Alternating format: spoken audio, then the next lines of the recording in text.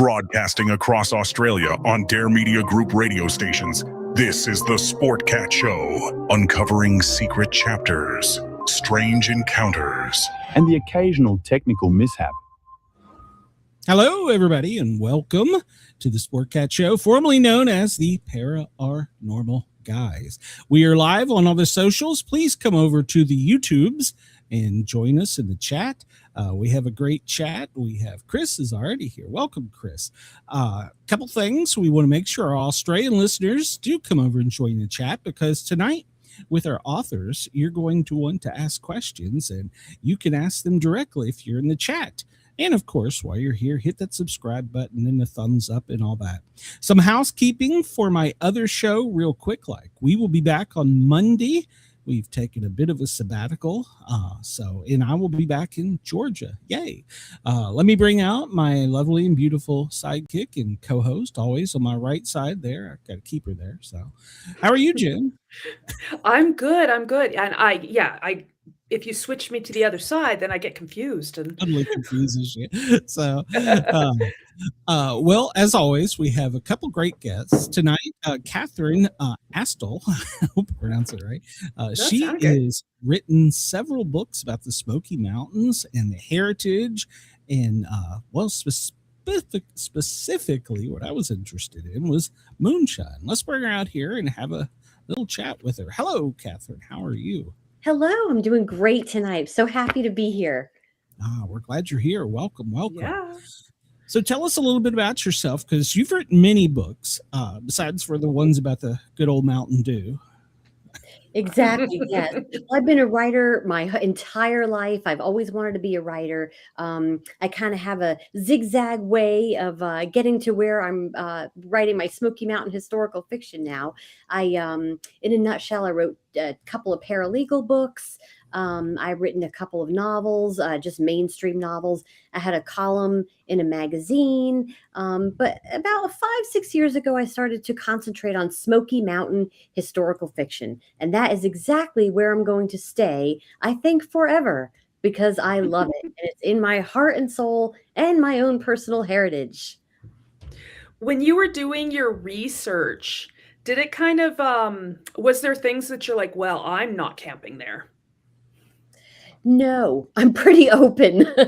And I've kind of heard about all these stories and superstitions and, sprinklings of moonshine throughout my life from my own father's side of the family, who comes from the Smokies from the 1700s. They came from Scotland, the Scots-Irish. And so, no, I'm always extremely curious. And if it's true, it's going in my books. I like that. I like the fictionalized like when you can fictionalize history, because you weren't actually there. Like you couldn't meet these people, but you're basing your story on these people, so you have to kind of improvise their personalities, or like you said before the show, you were talking about like their dialogue and stuff, because you weren't there with a microphone, like listening to them. So right, but I do. But I study Appalachian dialects. To get it right, because I'm very heavily researched. I heavily research my books, and I want to get everything as right as possible. Then I also have my family, and like they would never say, I think this is going to be a great day. They would say, reckon it's going to be a great day, y'all. I mean, that's how they talk, and that's how they talk. So again, that's going in my book. It has to be authentic. Yes. The stories were real, the characters were real. So you just had to improvise. Now, how did some of these I found so interesting? It was a different era. People were just shooting each other because they could. I mean, I guess we're still doing that. Just because they could. What's a different, you know what I mean? We still do it. But it was a different time back then. How did you find the stories of, Uncle Tom was shot by Bill the neighbor, or how did you find that? Well, again, heavy research, but specifically, I use the University of Tennessee archives. They are fantastic. They have a lot of memoirs, a lot of accounts, photographs, all of those things about the real people who lived in the Great Smoky Mountains National Park before it became a park. That's where I really concentrate. But my characters and the real people and events, but it's really a whole Southern Appalachian lifestyle culture that are kind of infused in my books. But the people, they are real, and you can really visit. This is the cool thing. You could visit their cabins and churches and barns today in the Great Smoky Mountains National Park. You can really walk inside the cabins that are inside, that I talk about in my books. Yeah. So That is so really cool. brought to life. So you said that you used a lot, like you were talking about your family and stuff. Is there members of your family that you kind of drew inspiration for in this story? Yes, especially like their stories and the way they talk and the way they would have acted. They were, most of them, maybe not the Moonshiners so much, but most of them are very deeply religious. They were rooted to their land, but everything, I find this inspirational. Everything had meaning. Like you went out and you tended your fields. That had meaning because otherwise you would die. You would starve to death. So everything had a good purpose and a meaning, which I think is missing in our modern world. Yes. Community. Yes, Community. absolutely. Sense of, they were very individualistic, highly, freedom loving, people, but they also had a strong sense of community. And again, I love that. I think that's lacking. And I would love to, bring that all. I would love the lessons of these people to jump off the page into modern life. One thing you said that really struck home is whenever a bullet would be fired and they'd hear the gunshot, the neighbors would be like, okay, that was from his ranch or farm or whatever. Exactly. Even as a paramedic working in East Tennessee, it hasn't changed that much in some of these rural communities. It really hasn't. Yeah, it's true. The people could definitely identify the rifles by their hearing, and you speaking of, kind of not spooky things, but luck, good luck and bad luck. Did you know that in the Smoky Mountains, you had to name your rifle? Otherwise it was bad luck. No, I didn't know that. That's cool. And the most famous rifle is a real rifle. It was called Old Death, and it was owned by Black Bill Walker. They called him that because he was a blacksmith, and he also had kind of a swarthy complexion. But he had a rifle, and it was called Old Death. He made it himself, which is very cool.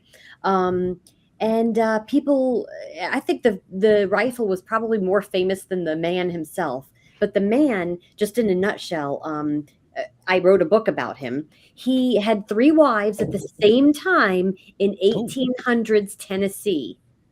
And he stopped counting at 26 children. What? Yes, exactly. He was doing the math. Each wife had. So he was also, he took care of everybody. Each wife had their own house, their own garden. So they weren't like all collective, although they sort of were, but they each had their own space, which I think is maybe one of the secrets. But getting back to rifles, my personal favorite name of a rifle is called Persuader. I like that.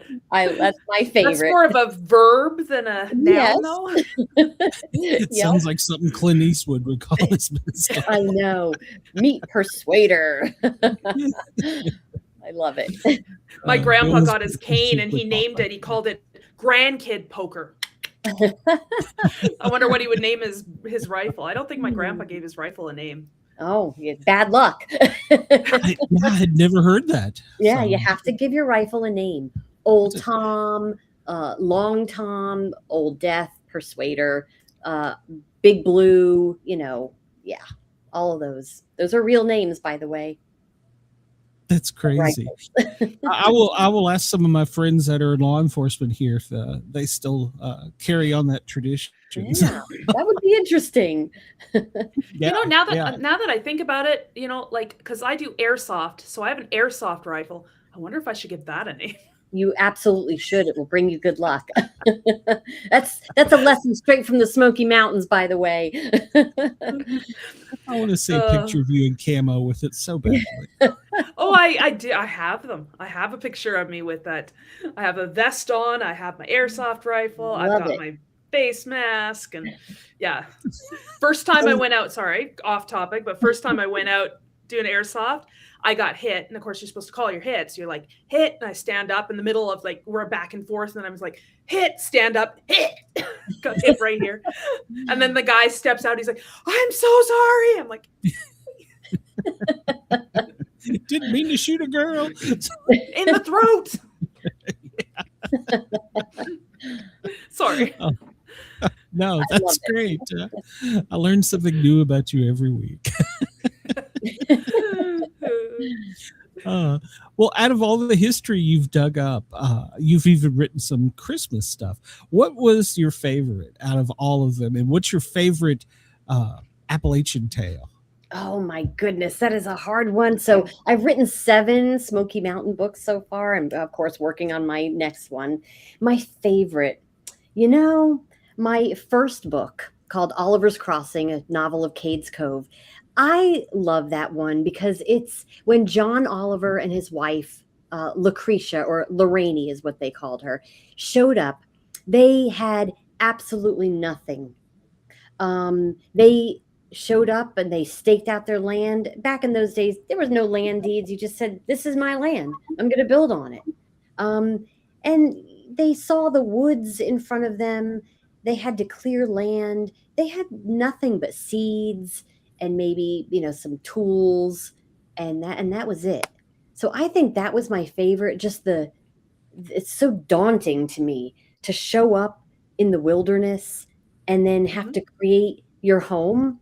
And he went on to found Cades Cove, which is the most visited site in the most visited national park in America. And he actually created a whole community. Stores, churches, schools, roads, an entire community of almost 1,000 people at one point. Wow. And he must have been pretty popular. Yeah, and outside of these people would never have been known really if the national park hadn't come in and said to their descendants, hey, you've got to get out for the national park. We'll pay you a little bit, but you got to get out. Didn't pay much. Did you ever do a story about Uncle Lem? Oh my gosh, yes. Uncle Lem Ownby. Yes, the blind beekeeper. In fact, right here, What the Mountains Gave Them is my new book, and it's all about Elkmont, where Uncle Lem was. I love Uncle Lem.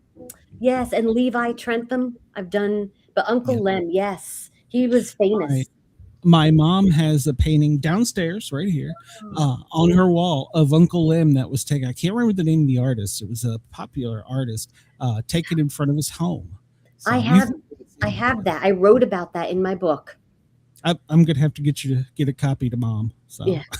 Oh, yes. Oh, Uncle Lem, he's famous. He was a simple man, but I mean, it's simple, but so wise. And he was pretty much blind his whole life. So imagine living in a rustic, rural environment, blind. And he saw so many changes in Elkmont. He saw the end of logging and the railroad come in, and it turning into a resort town where Tennessee Williams and Clarence Darrow, after the Scopes monkey trial, they went to visit there. So a lot of famous things happening in Elkmont.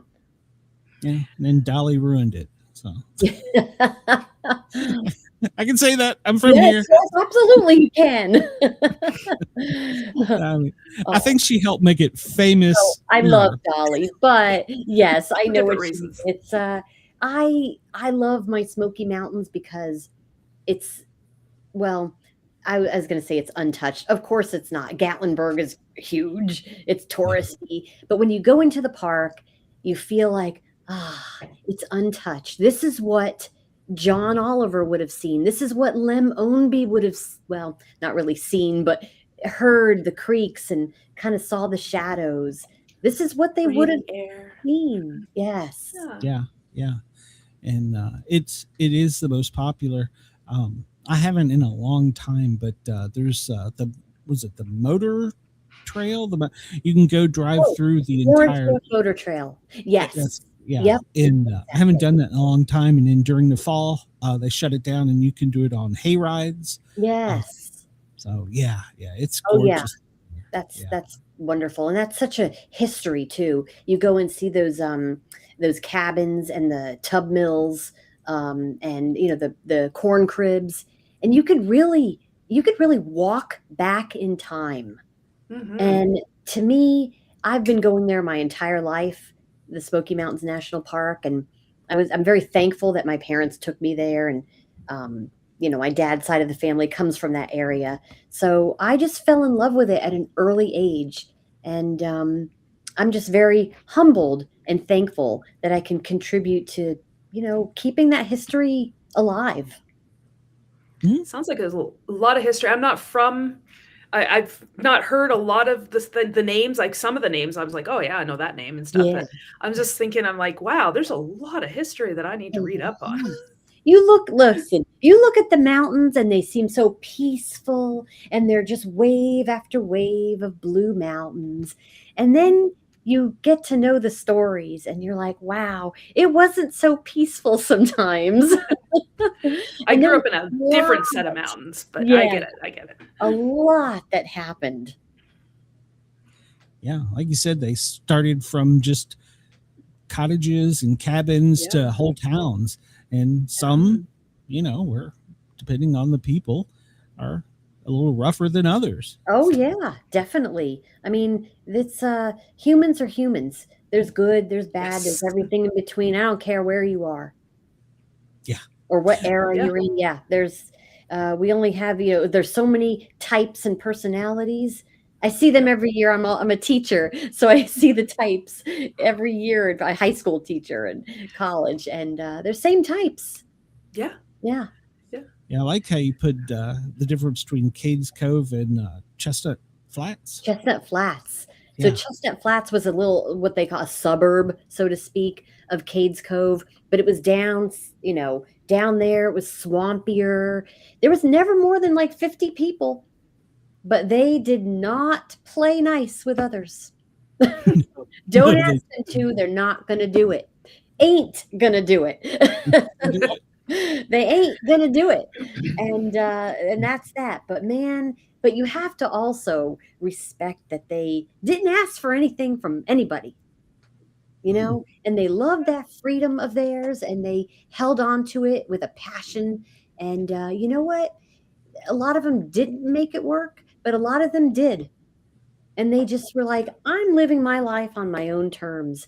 And there's something about that you just have to honor. No, absolutely. Yeah. Absolutely. And you did a wonderful job of weaving the tales in with the liquor tales. A lot of people don't realize when they think about moonshine isn't just a Southern thing. It's in all parts of the world. Mm-hmm. Oh, yes. Different names, of course. Yeah. But moonshine typically was from the Scots and the Irish that came over here. Mm-hmm. But the Indians prior to that already had a version. So absolutely, yes. There's a saying, let me see if I can get it right. When the English came over here, came over to America, they would build a church. When the Germans came over, they'd build a barn. When the Scottish came over, they'd build a still. I was like, I know where you're going with this. Yes. It was something like that. I might have gotten it wrong a little bit, but yeah, basically. So yeah, you are right. And also there's some stories that the monks, from centuries ago were really the ones that made it for the first time. Well, the Irish and the Scots are still fighting over that one. But yes, it's called different things. And basically moonshine has become the word synonymous with illegal, untaxed alcohol. Yeah. And of course it has it's not aged in barrels. It remains clear, and it has a very high alcohol Yes. content. Yeah. Can't drink much. So. No. Well, I But can't. I cannot. But I can't. remember, it was yeah. also yes, it was also used as medicine. It was very medicinal for a Yeah. lot of things. So it does have its good parts definitely as well.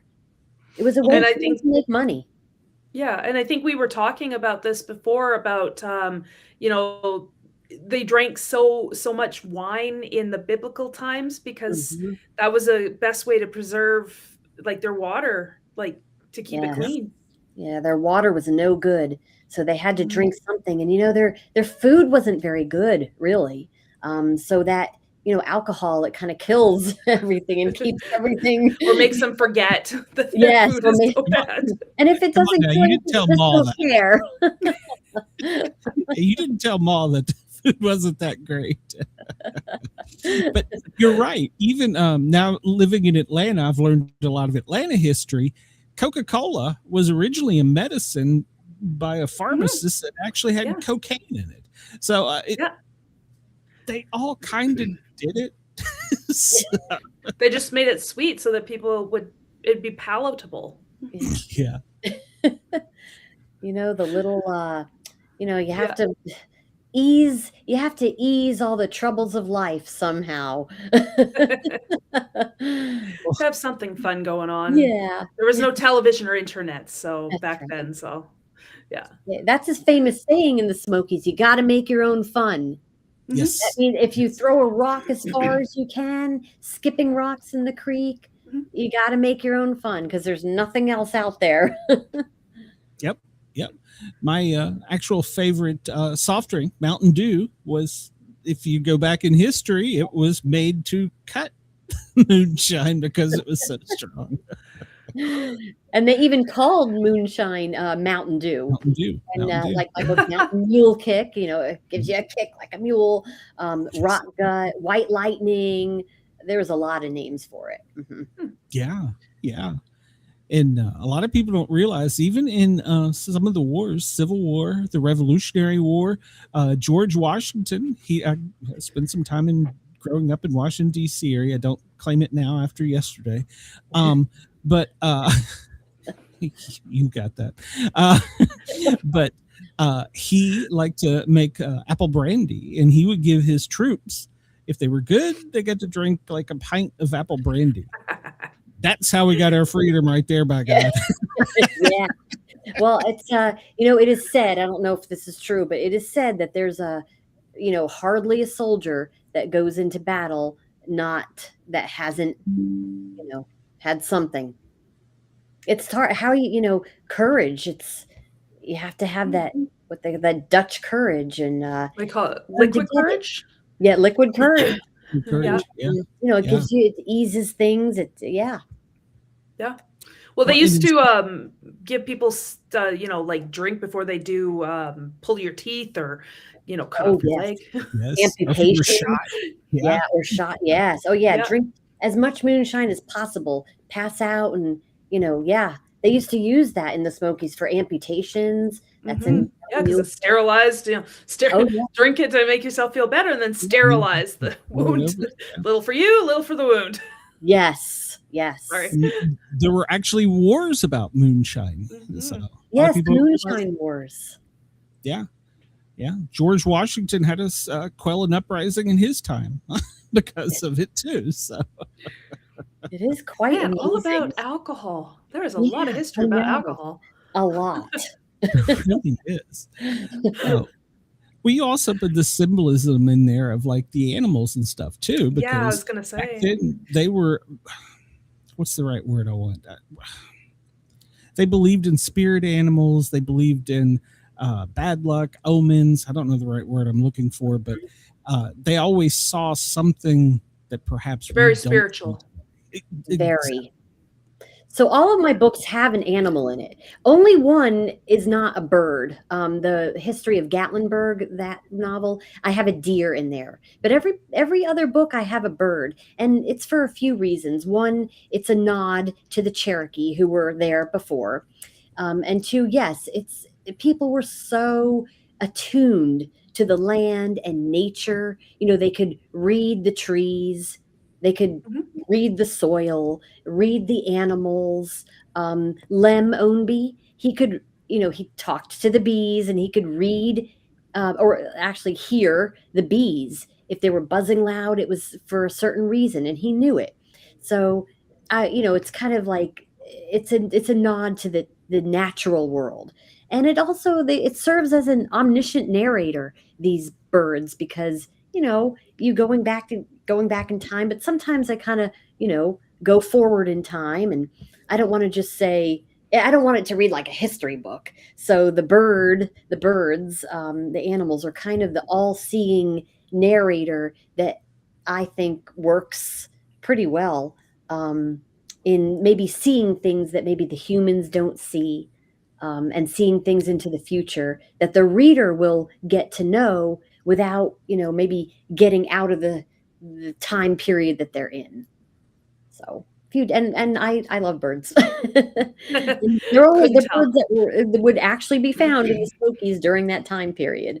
So I like, actually that's kind of a spooky thing, is the bird idea for like symbolism came to me in a dream.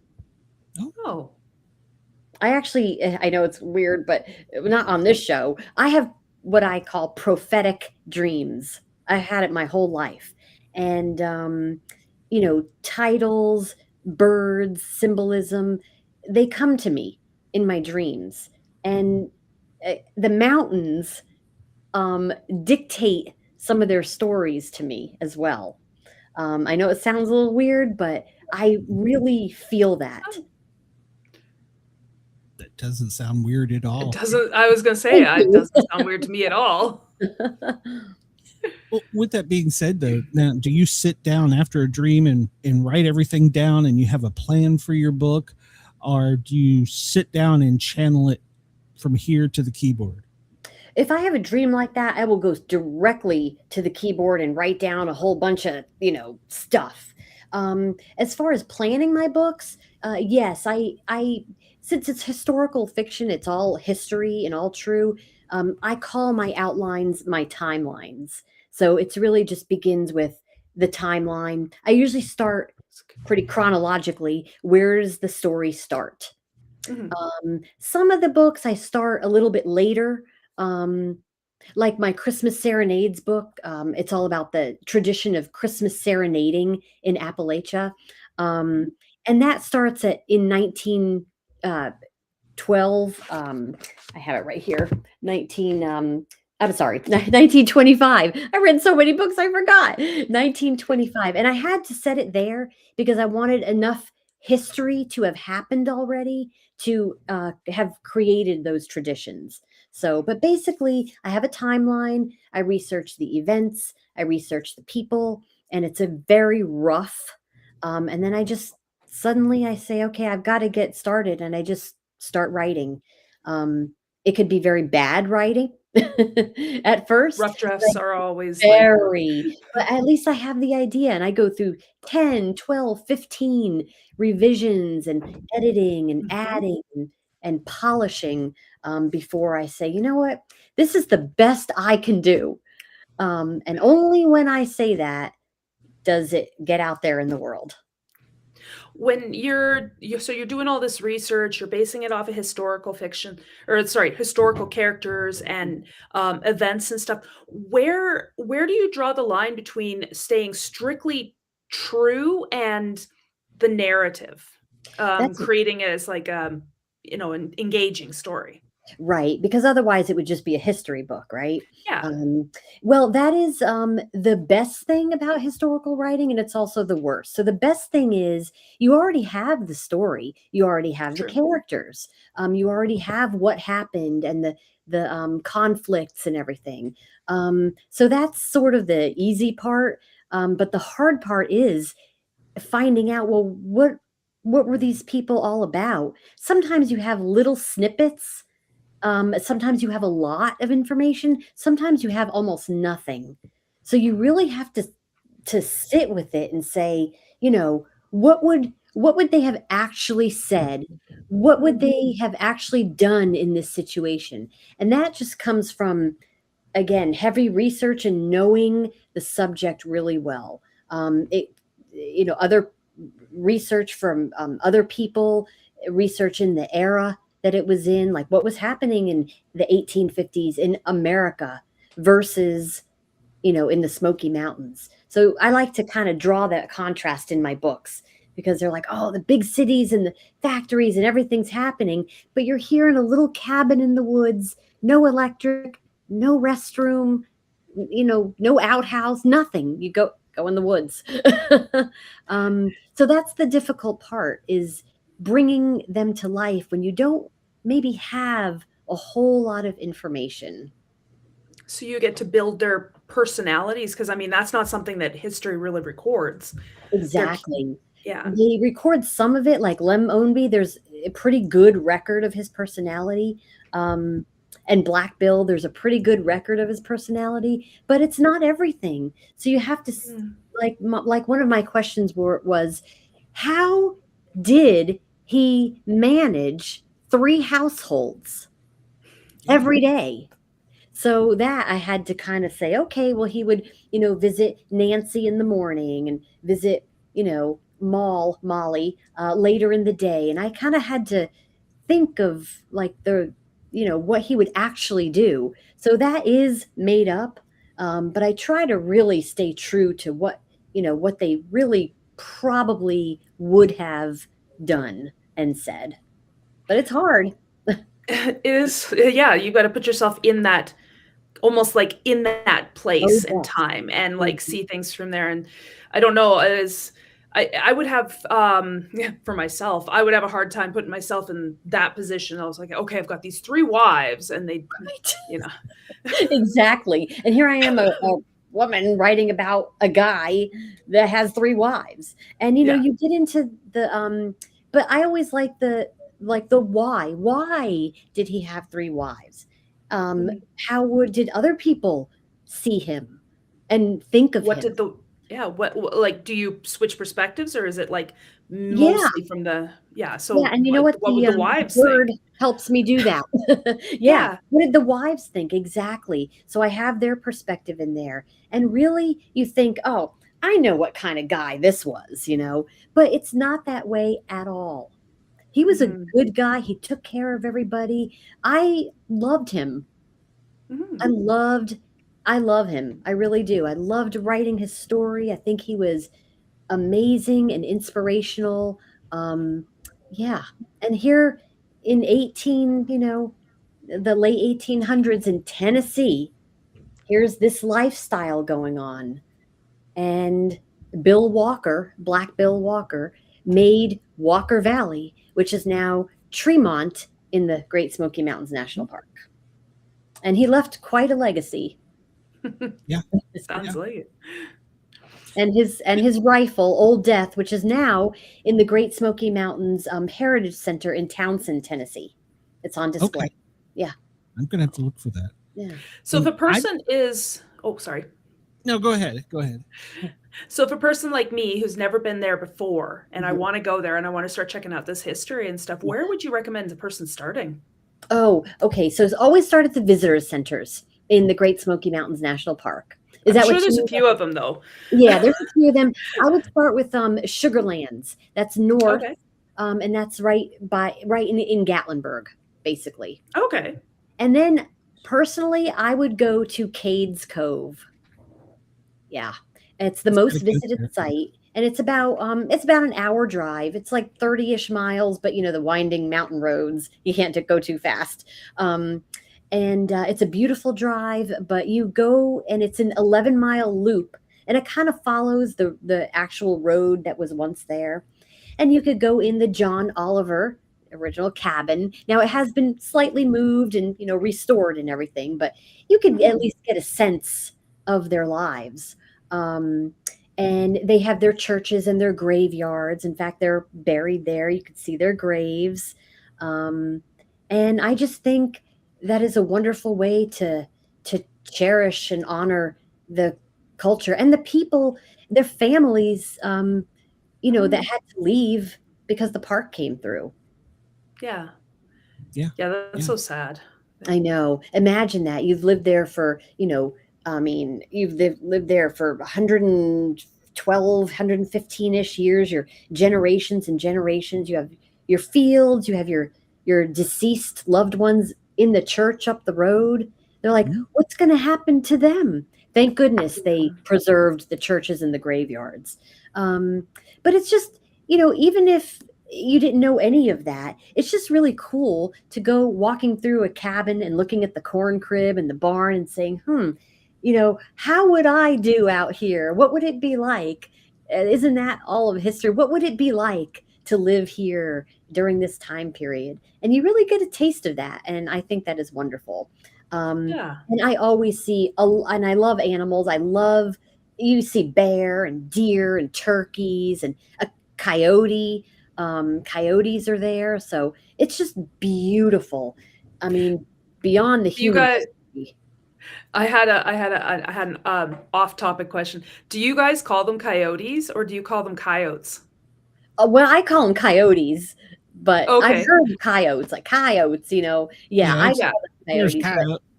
Yeah, exactly. Probably in the South in Tennessee. I can turn it on when I need to. Yes, I've definitely heard that. I was like, say that again, Glenn. But hey, I'm in Florida now, so coyotes.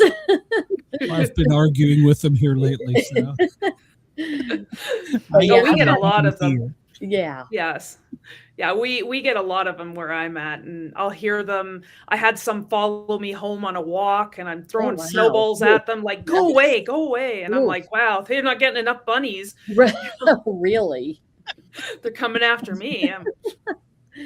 But yeah, that natural, the animals, the sheer beauty of the Smoky Mountains. And they're some of the oldest mountains on Earth. They're very softly scalloped. They're not, peaked. And they're I just find it just beautiful. Yes. Now, are you going to advance history any to where the generations were moved down out of the mountains and into the valleys, and then Tennessee Valley Authority came over and flooded their whole town? Are you going to do anything with that?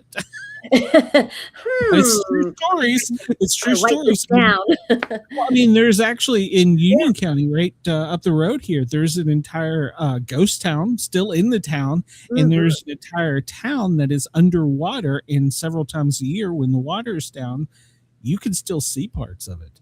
Yeah. And the Tennessee Valley Authority came through the Department of Engineering, Army Engineering, and they were like, well, we've got to keep all that water from the Floridians, so they dammed it up, and we need electricity. That was kind of what it started with. But took me a second there when you said Floridians. I was like, what are they, from another planet? I was thinking that. I was like, oh right, they're from Florida. Floridians. Yeah. It depends on who you talk to.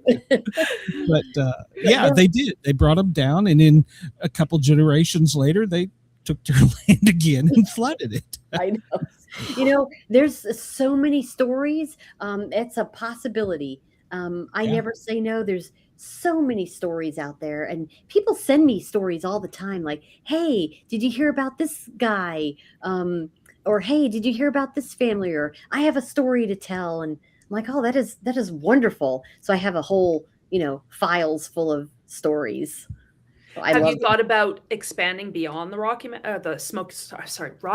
where I grew up, Smoky Mountains? Yeah, I have, but at the moment, I'm also deeply rooted in there because I have plans for probably 5 to 10 more books from the Smokies, and I hope I don't run out of lifetime. But now, I would love. Are these standalones, or are they part of a series? They are standalone, so you don't have to read them in any special order. You could read just one, but really together they do form what I call a tapestry of Appalachian life and Smoky Mountain life. So if you read them all together, they kind of, the people connect because they did. Okay. they visited one another, not too often, but they did. They knew of one another. So I do kind of link it where I can, if it's true. If it's Yeah. not true, then forget it. But it was true, and but they are standalones. But I'm so passionate about the subject that I would say if you're interested in the subject, if you want to have the real sense of life in the Smokies, in the early 1800s all the way up to probably 1950s, 60s, then definitely read these books. So was your shift from because you said you were a paralegal for 27 years? Yeah. Was this like a gradual shift to becoming an author, or did it just you're done? Oh, And no. I'm an author now.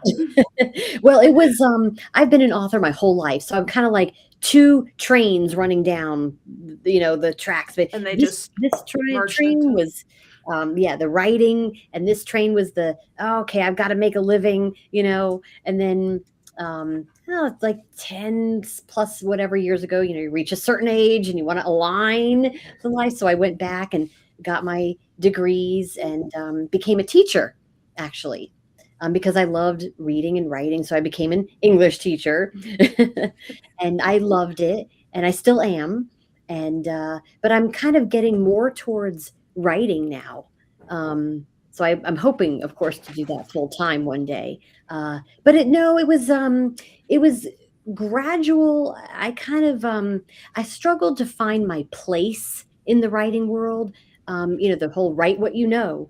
I wrote what I knew. The paralegal stuff, the paralegal magazine column did well. I wrote some speeches and I wrote like a lot of opening and closing arguments for the lawyers and all of that. But then I said, I always felt the pull of the Smokies, and I always said, I'm going to write a story one day about the people who live there, because I've been visiting that cabin my entire life, and I am interested in their story. And I just started reading books about them, and I realized there's books out there, but there's not like historical fiction that really brings it to life. Yeah. So I said, well, I'm going to do that. So I did. Yep. Did anybody? Go ahead. No, I was just you gonna go say, ahead. how often do you get back to Tennessee? Oh, I'm sorry. How often do you get back to Tennessee? Oh, I go at least once a year, if not a few times a year. Mm-hmm. I usually stay in Gatlinburg, and I go straight to the park, to the national park. And, we love our picnicking, and we do horseback riding, and we play in the creeks, and I skip the rocks, and I just I'm home. Like home, one of my books is Home of the Soul, about the Walker sisters. And my soul feels at home in the mountains. It really does. You can't explain it. It's the air, it's the nostalgia.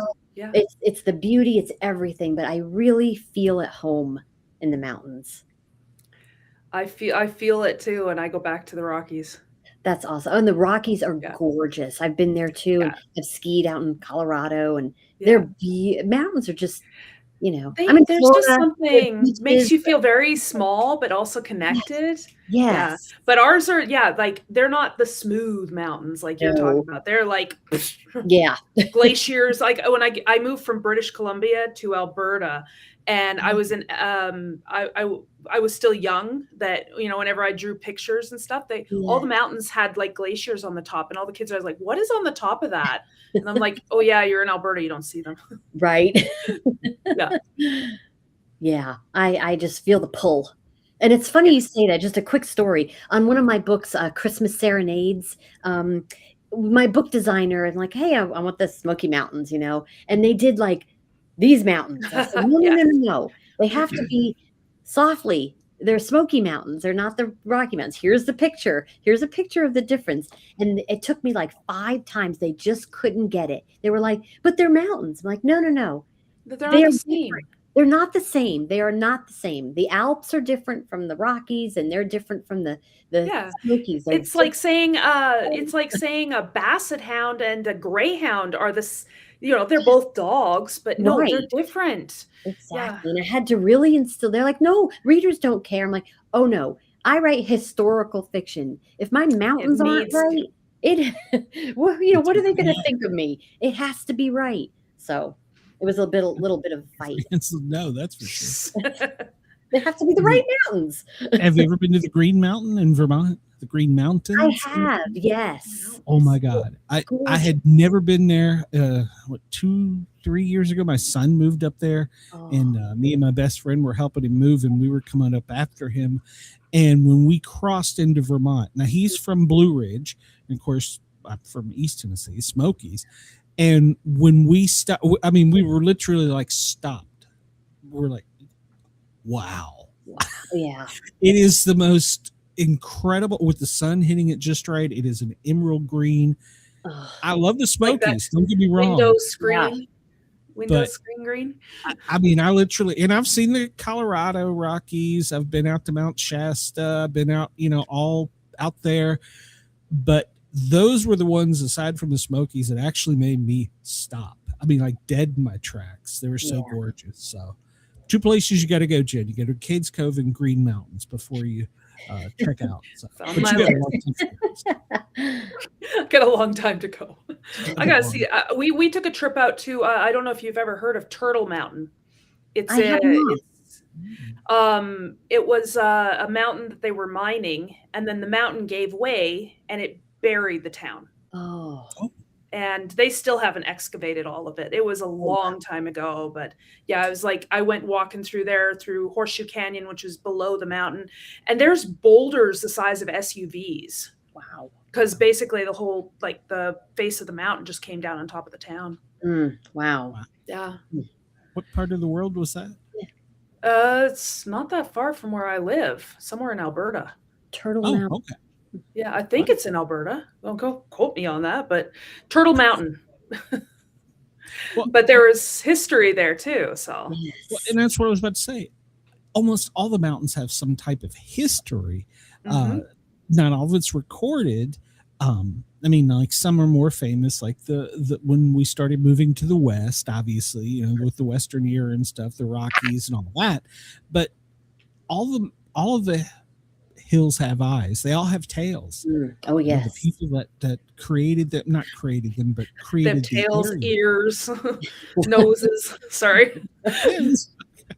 There's a lot of First Nation history with a lot of the nature and stuff too. So I love that you kind of had that bird, the watcher and stuff, because there's a lot of First Nation, and I was in school because you learn a lot about it, and there was a lot of stories about animals and nature and watching and connection, and it's just it all spoke to me.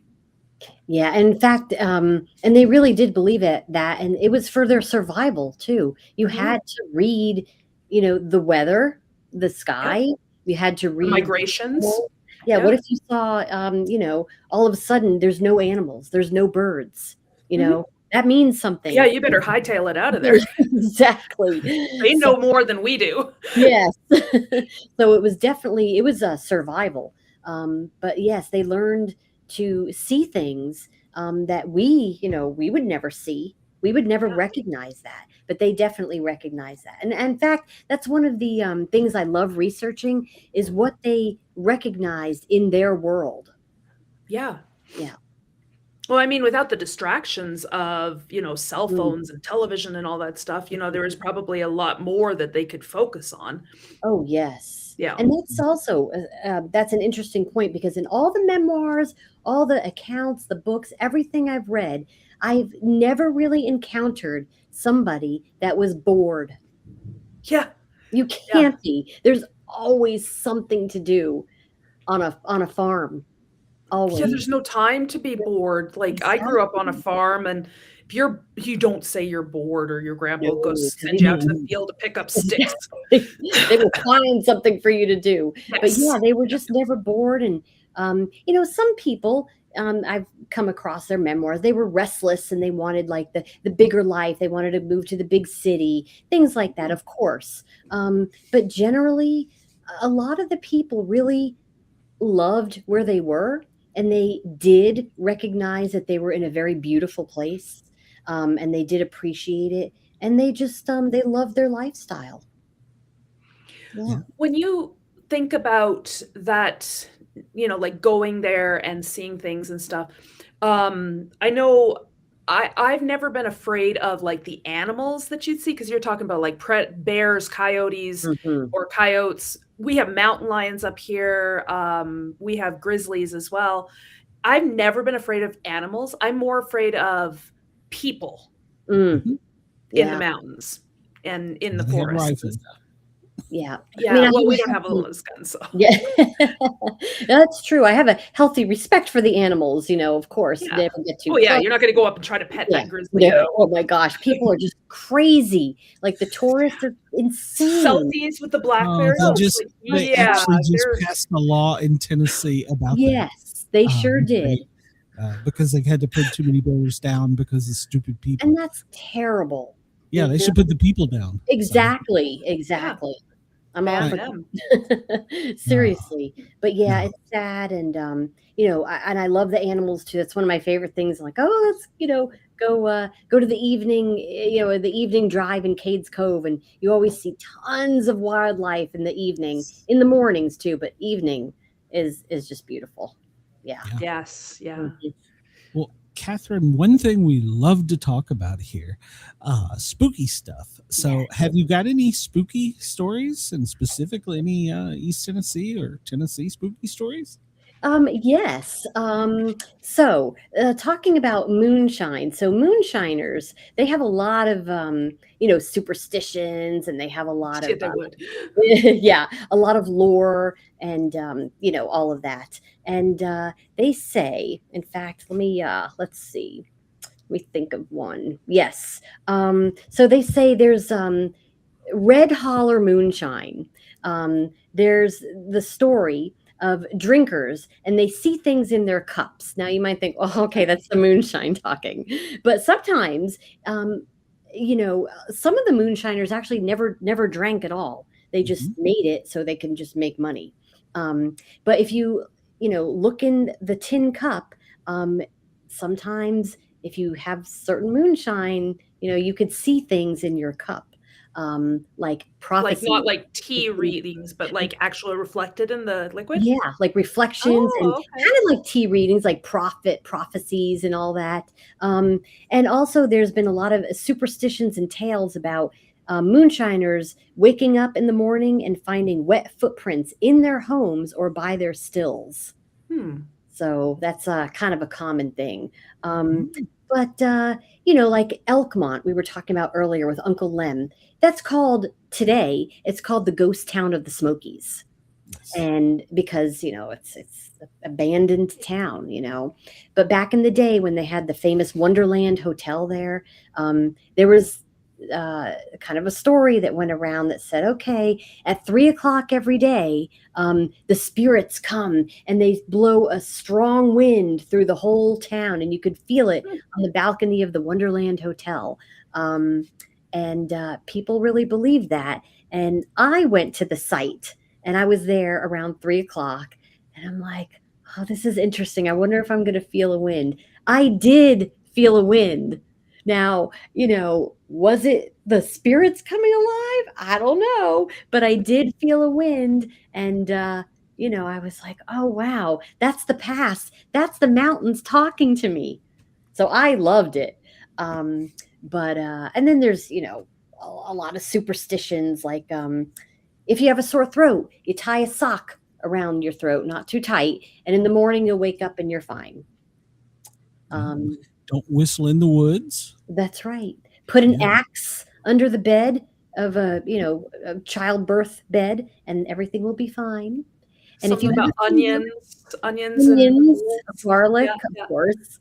And let's see. If you have a really bad fever, rub the soles of your feet with chicken. Clears it up every time. I've heard of that one. Yes, I heard of that. true.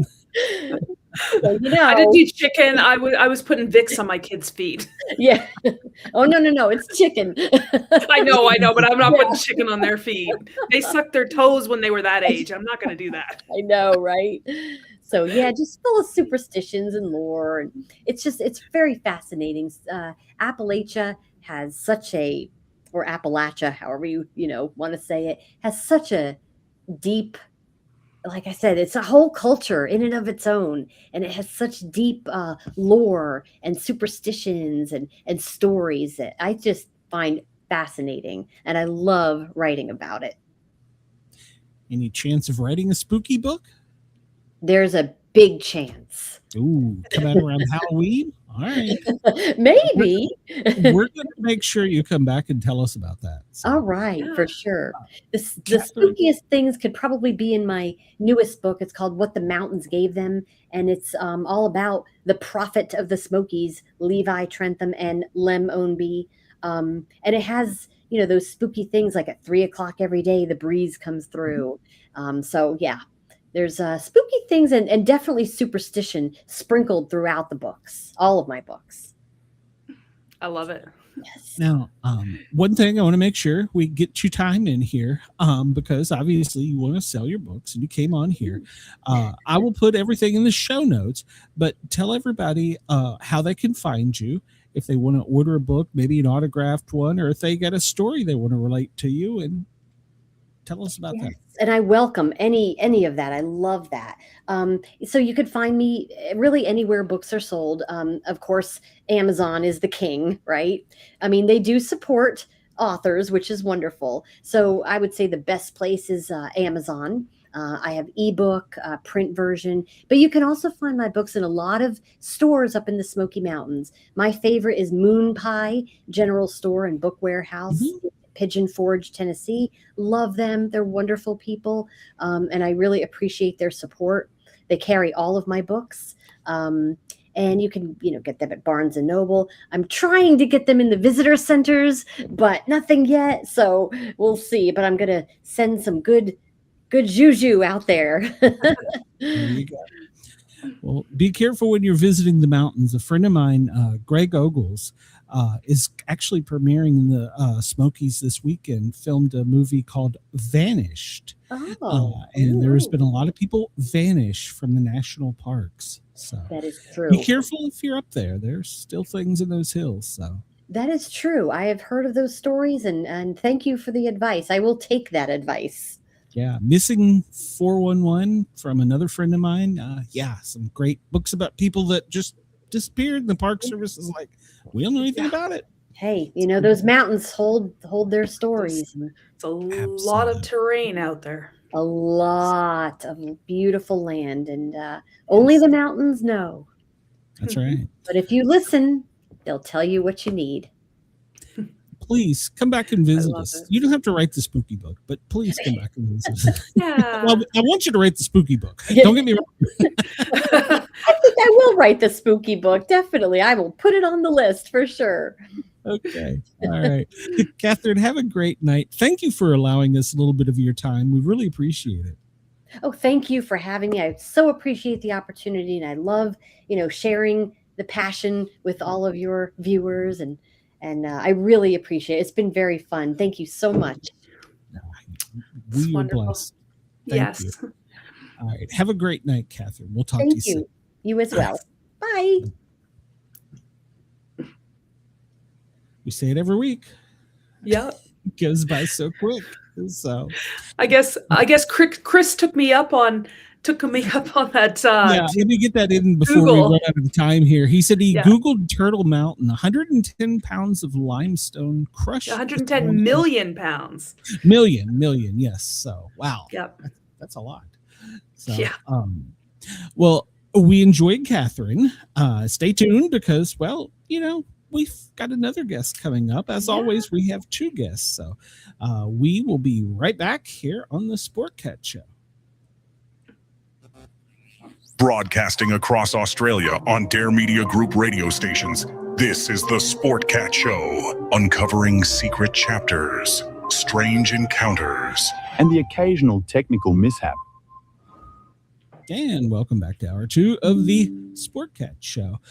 We have two authors tonight, as pretty much always here lately. And of course, we always have Jen, my beautiful co-host. Our second author tonight, Brad C. Anderson. Well, he is from up in your part of the world there. I saw that. Well, he's from Vancouver. My geography's off. I don't know how close that is to you. It's a ways. It's a little drive. Well, I can say he ain't from around here. So, and he's written we're going to change gears and go into science fiction here, a little bit of cyberpunk. Brad, welcome. How are you, sir? I'm doing all right. How are you guys doing? Well, Pretty here in the good. South is hot. It's cold here. Is it? So I take it you're in Canada, Jen. Where I'm in southern Alberta near Calgary. Nice. My parents are in southern Alberta near Calgary. So Strathmore. Oh no way! I'm in Airdrie. Okay, I know. Yeah. Yeah. So hey, nothing is close in Canada. A short drive. Nothing is There's short a lot of drive in there's a Canada. lot of driving. It's I like could give you a southern thing. You can't get there from here. you can't get there from here. She messaged me this morning. She's like, "It's gonna snow," and I'm like, "It's 102 degrees in the damn shade here." That is I was like, yeah, they're ridiculous. predicting snow for. I don't know if we're going to get it now. They're saying it's going to be Saskatchewan and Manitoba that are going to get It's too hot the for ice snow. cream. Have it. We just got rid of our snow. We had like a snowstorm what was it, last week, and it dumped a foot of snow on us. We had a full-on blizzard. That is ridiculous. You should. I don't know. You should. I don't know. Talk to somebody about that. I don't know who pissed off Mother Really, Nature, dude. but we Yeah, should seriously. banish them. Figure out who that person is. Tar and feather them. Yeah. Yeah. Ostracize them. Yeah, I know. Yeah. Yeah, Sits with a cold one here, please. Yeah. Get a big wicker man. With a bunch of logs. Yeah. And some torches. It's I like know a how to solve giant voodoo doll or something. Yeah, I don't I know. know how to solve your problem. Yeah, I've seen movies. There I you know how go. to solve your problem. There you go.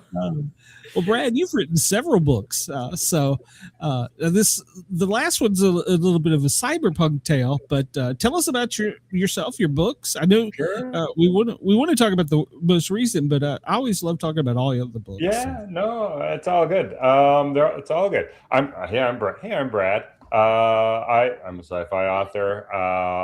Amongst other things, I'm also by day I'm a university prof. I teach business courses, so I lure young people to the dark side. By night, The dark side. By night I'm a sci-fi guy. I used to work in the biotech industry. My first life was in the sciences. I used to work in the biotech industry. I made drugs for a living, for real. So there you go. Legal drugs, Legal right? drugs, legal-ish. Yeah. Legal by who's? Yeah, no, it's all good. Yeah, so that's me. I've written a bunch of sci-fi books. I've written a couple of nonfiction as well, but that's not fun. I've written the sci-fi stuff. Yeah, my most recent one you're talking about is a little bit cyberpunk-ish, and I would agree it is cyberpunk-ish. The one that I wrote before that was kind of it did have horror elements. The one that I wrote before that, I know I'm a big Lovecraft fan. I've read all this stuff, and so I find sci-fi is a great forum to have little Lovecraftian horror elements come in. So a little bit of that with my first book, Do a Tarot. My book Ashme Song is a little bit more cyberpunk. There's no creeping doom in that one, except other people. I don't know if other people can be creeping doom, but yeah, there you go. Yeah, happy. Talked a little bit about everything. Happy to answer questions about whatevs. Yeah. How do you define the genre cyberpunk? That was the first question I had. Yeah, that's it's like what's that? The quote about pornography? You know it when you see it. Yeah, that's cyberpunk. You're going to use that. Yeah. It's okay. So, in my opinion, speaking with full authority for absolutely everyone, in my opinion, so cyberpunk. There's certain elements with the cyberpunk stories. So cyberpunk stories tend to there tends to be sort of like high technology, but it's kind of a gritty, broken society. That's maybe kind of, it's like, a corporation, big gazillionaire corporations run the world, kind of a broken society, but high tech. And the main characters usually tend to be kind of like marginal people, sort of living between the cracks, sort of at the crux between, what's legal and what's not legal. So those are kind of the elements of cyberpunk. So yeah, a gritty kind of broken world, high tech. Yeah, there you It's go. kind of like a futuristic dystopian sci-fi Ish. kind of combo. Yeah, ish. Like it's. I don't know if it's like a full on. I don't know if it would pass the full on definition of dystopia. I don't know what the full on definition would be, but it's certainly not. It's a world. Cyberpunk is a.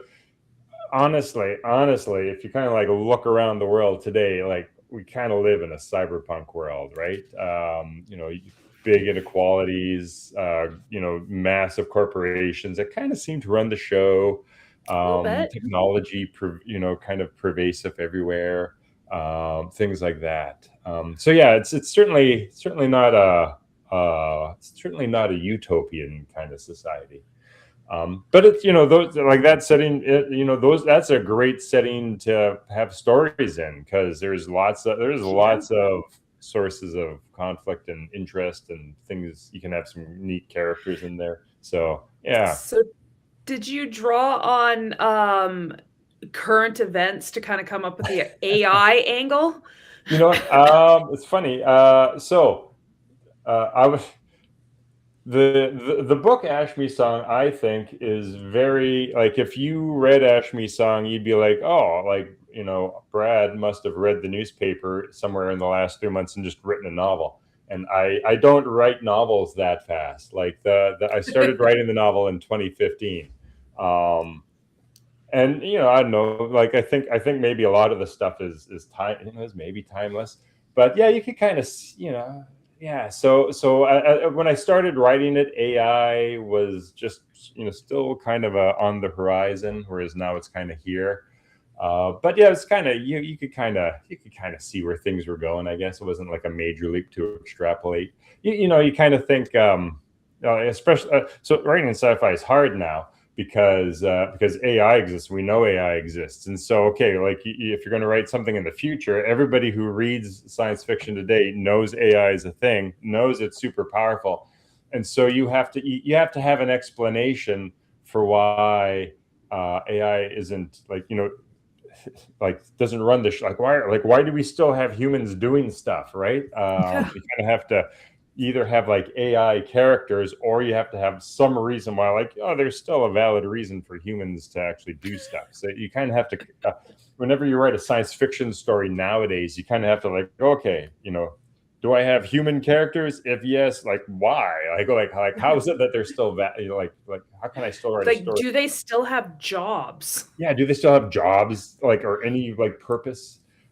Exactly. So in this story here, the way that I actually kind of worked around that was that on the history of this particular planet, in the deep past, there's this risk with AI that they kind of hit singularity and then they become sentient. And once they become sentient, all of a sudden humans become like ants, and they're super dangerous. Sometimes these sentient AI will, sometimes they'll be helpful, but sometimes they'll just they're just oh, I need to cannibalize this planet for parts and not care about you, right? So it's super dangerous, and so that happened way back in the past.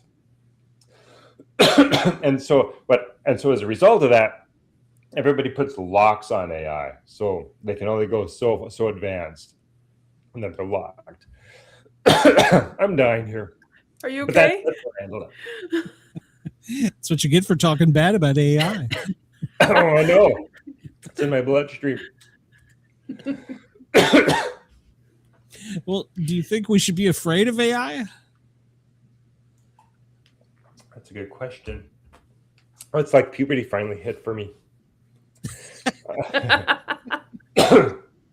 I read a really cool book in the last year. It's a nonfiction book.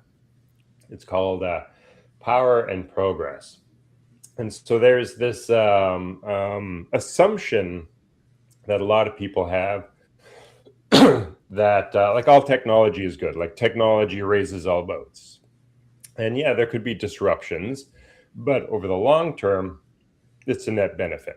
There might be some short-term disruptions as jobs are displaced, but long term, everybody's living standards increases. And so the authors of this book, they're actually, they're researchers at a university, they're historians. And they're like, let's look through history to see if that's true. Like, that's an assumption. Like, let's see, does that actually pan out in history?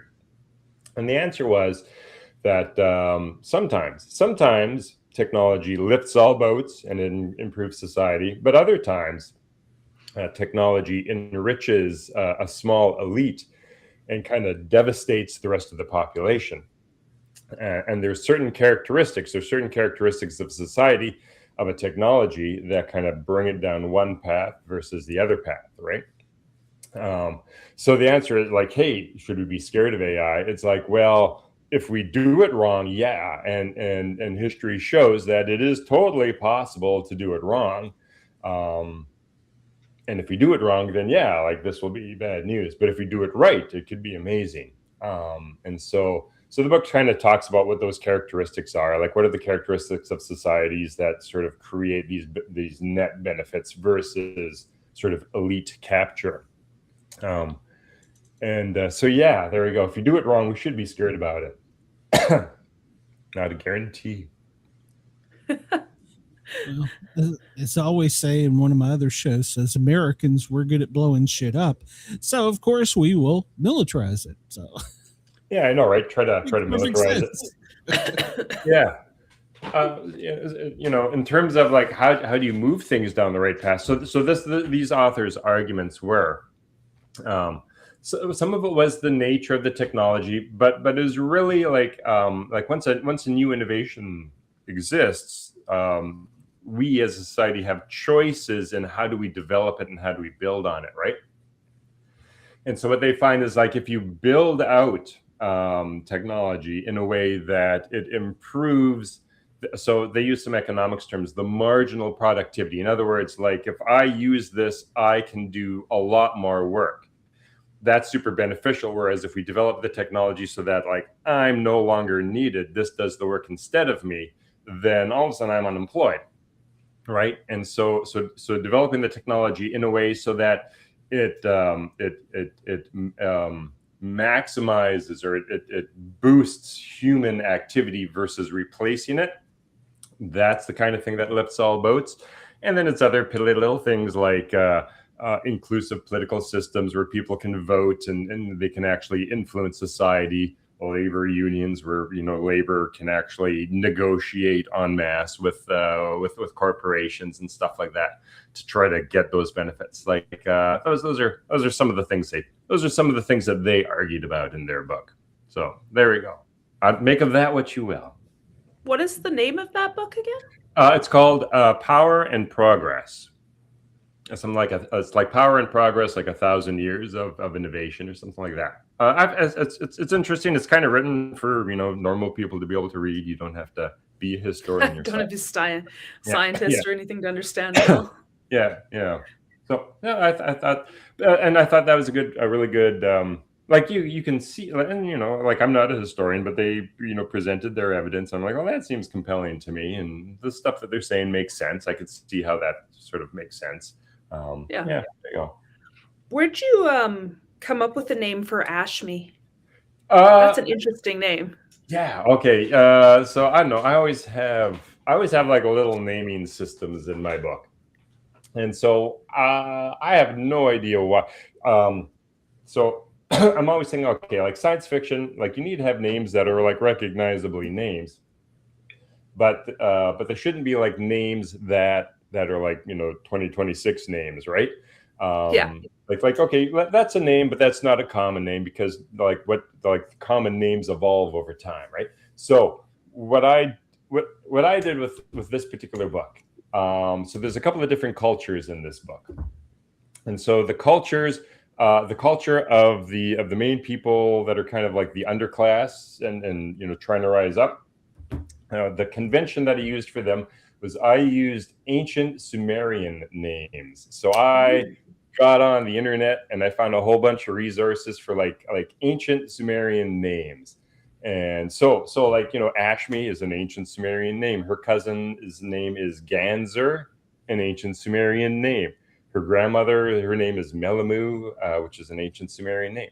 And then this other culture that's kind of a little bit more assertive and dominant. For them, I used ancient French names. So they're kind of recognizably French. They're not like super foreign, like Mason, Avalon, right? Like, so those are the names for those culture there. I just, again, scoured the internet for like ancient French names from like, you know, the year 1000, like 500 to 1000 and stuff like that. And so that's kind of I know. So that's kind of how I hacked the naming convention of. I like it. Yeah, I don't know. I know. I did like baby names, list of baby names from different regions and stuff to choose some of my characters' names. Yeah, sometimes Except I've had experiences where, okay, so I'm writing a short story. It's in the future, but it's like maybe 50 years or 100 years in the future. So I'll be like, what's the most popular baby name in 2026? Because that will be like an average name in the whatever 2050, 2070, stuff like that, right? Or so I'll do stuff like that as well. Yeah, I don't know. Yeah. Sometimes I don't know. Sometimes that's a fun little thing, fun little rabbit holes to go to. Like, oh, how am I going to come up with a naming convention here that's consistent? I found this website. I think I've mentioned it before. I'm not sure if I've mentioned it on this show, but it's a fantasy name generator. Yes. I've seen that as well. I've used that as well for stories. I totally know what you're talking about. I've been there. Yeah, exactly. Because I'm like, my characters are more fantasy based. Yeah. So I'm like, okay, I don't want them to have like, you know, this, you know, fairy general or whatever. You can't call him Kevin. Charlie. Kevin. Yeah, Charlie. The centaur named Fred. Yeah. You know, so that's the name of a book right there. There you go. Centaur named Fred. Yeah. They have like a story named Drop Dead Fred, or am I just dating myself? Yeah, I remember that. I've used that. Oh, I forgot all about that. Thanks for reminding me, because I've used that in the past, but I've forgotten all about it. Because I remember they have like dragon names or elf names or like they got like all like they even have like, you know, places, names for places or names for spells that you can come up with. That's awesome. So. Yeah, thanks for reminding me about that, because I'm writing a new story now and I haven't quite settled in on my naming convention. I'm like, oh, thanks. That's what I'm going to use. I'm going to go back and just brush the dust off of that one. That's awesome. Yeah. It's crazy what exists on the internet, right? Like just it is. Yeah. I was going to ask you, when you're writing fiction, and you've got these two different, basically, what would you call them? Like two different entities in your story, correct?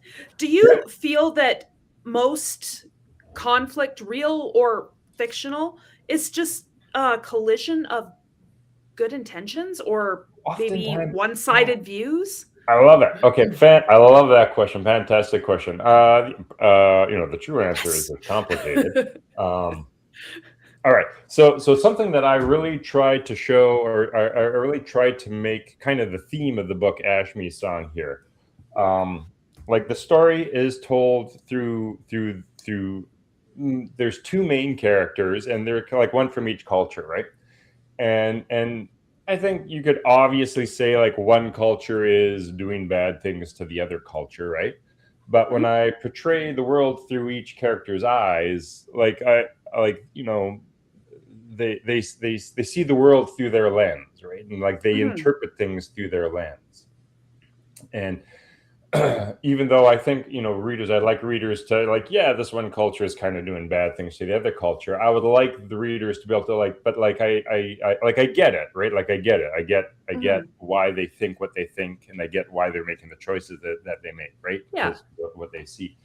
A lot of what I focused on, sort of at least in this story, was it sort of really had a lot to do with fear, right?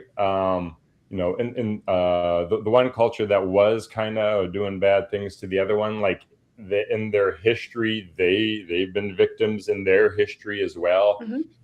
When they first encountered this other culture that they're now doing bad things too, like they got, you know, they were attacked and, you know, innocent people died, and that kind of traumatized them.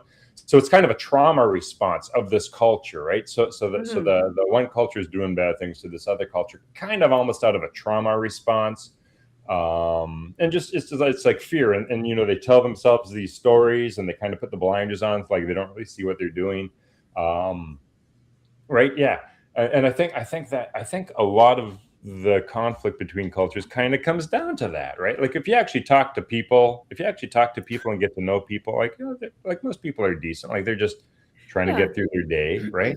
Trying to get through their day, look after the kids, stuff like that. Well, it reminded, like, it was because kind of reminded me of last year, I think it was, or the year before, and we have a giant tank that's in front of our history museum, and it was around Remembrance Day, and I remember driving by there. And my son said, "Mom, when we were in the last World War," and he was talking about, like, because it was Remembrance Day for like First and Second World Wars. He says, "Were we the good guys or the bad guys?" And I told him, I said, "Well, it depends on which side you're on, because when, you know, from our perspective, we were the good guys, but from the other side, if we were on the other side of the war, then we would have seen us as the bad guys." And likewise, you know, it's just a matter of perspective and, you know, like intentions.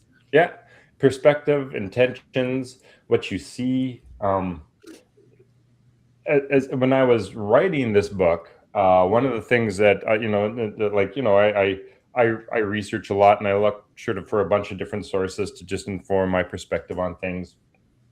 And I found this one book. It was written by, so in Canada, with our, you know, we had our Indigenous population, we call them First Nations. So you know, I was able to read this book written by First Nations, that focused on sort of a series of protests that they had years ago.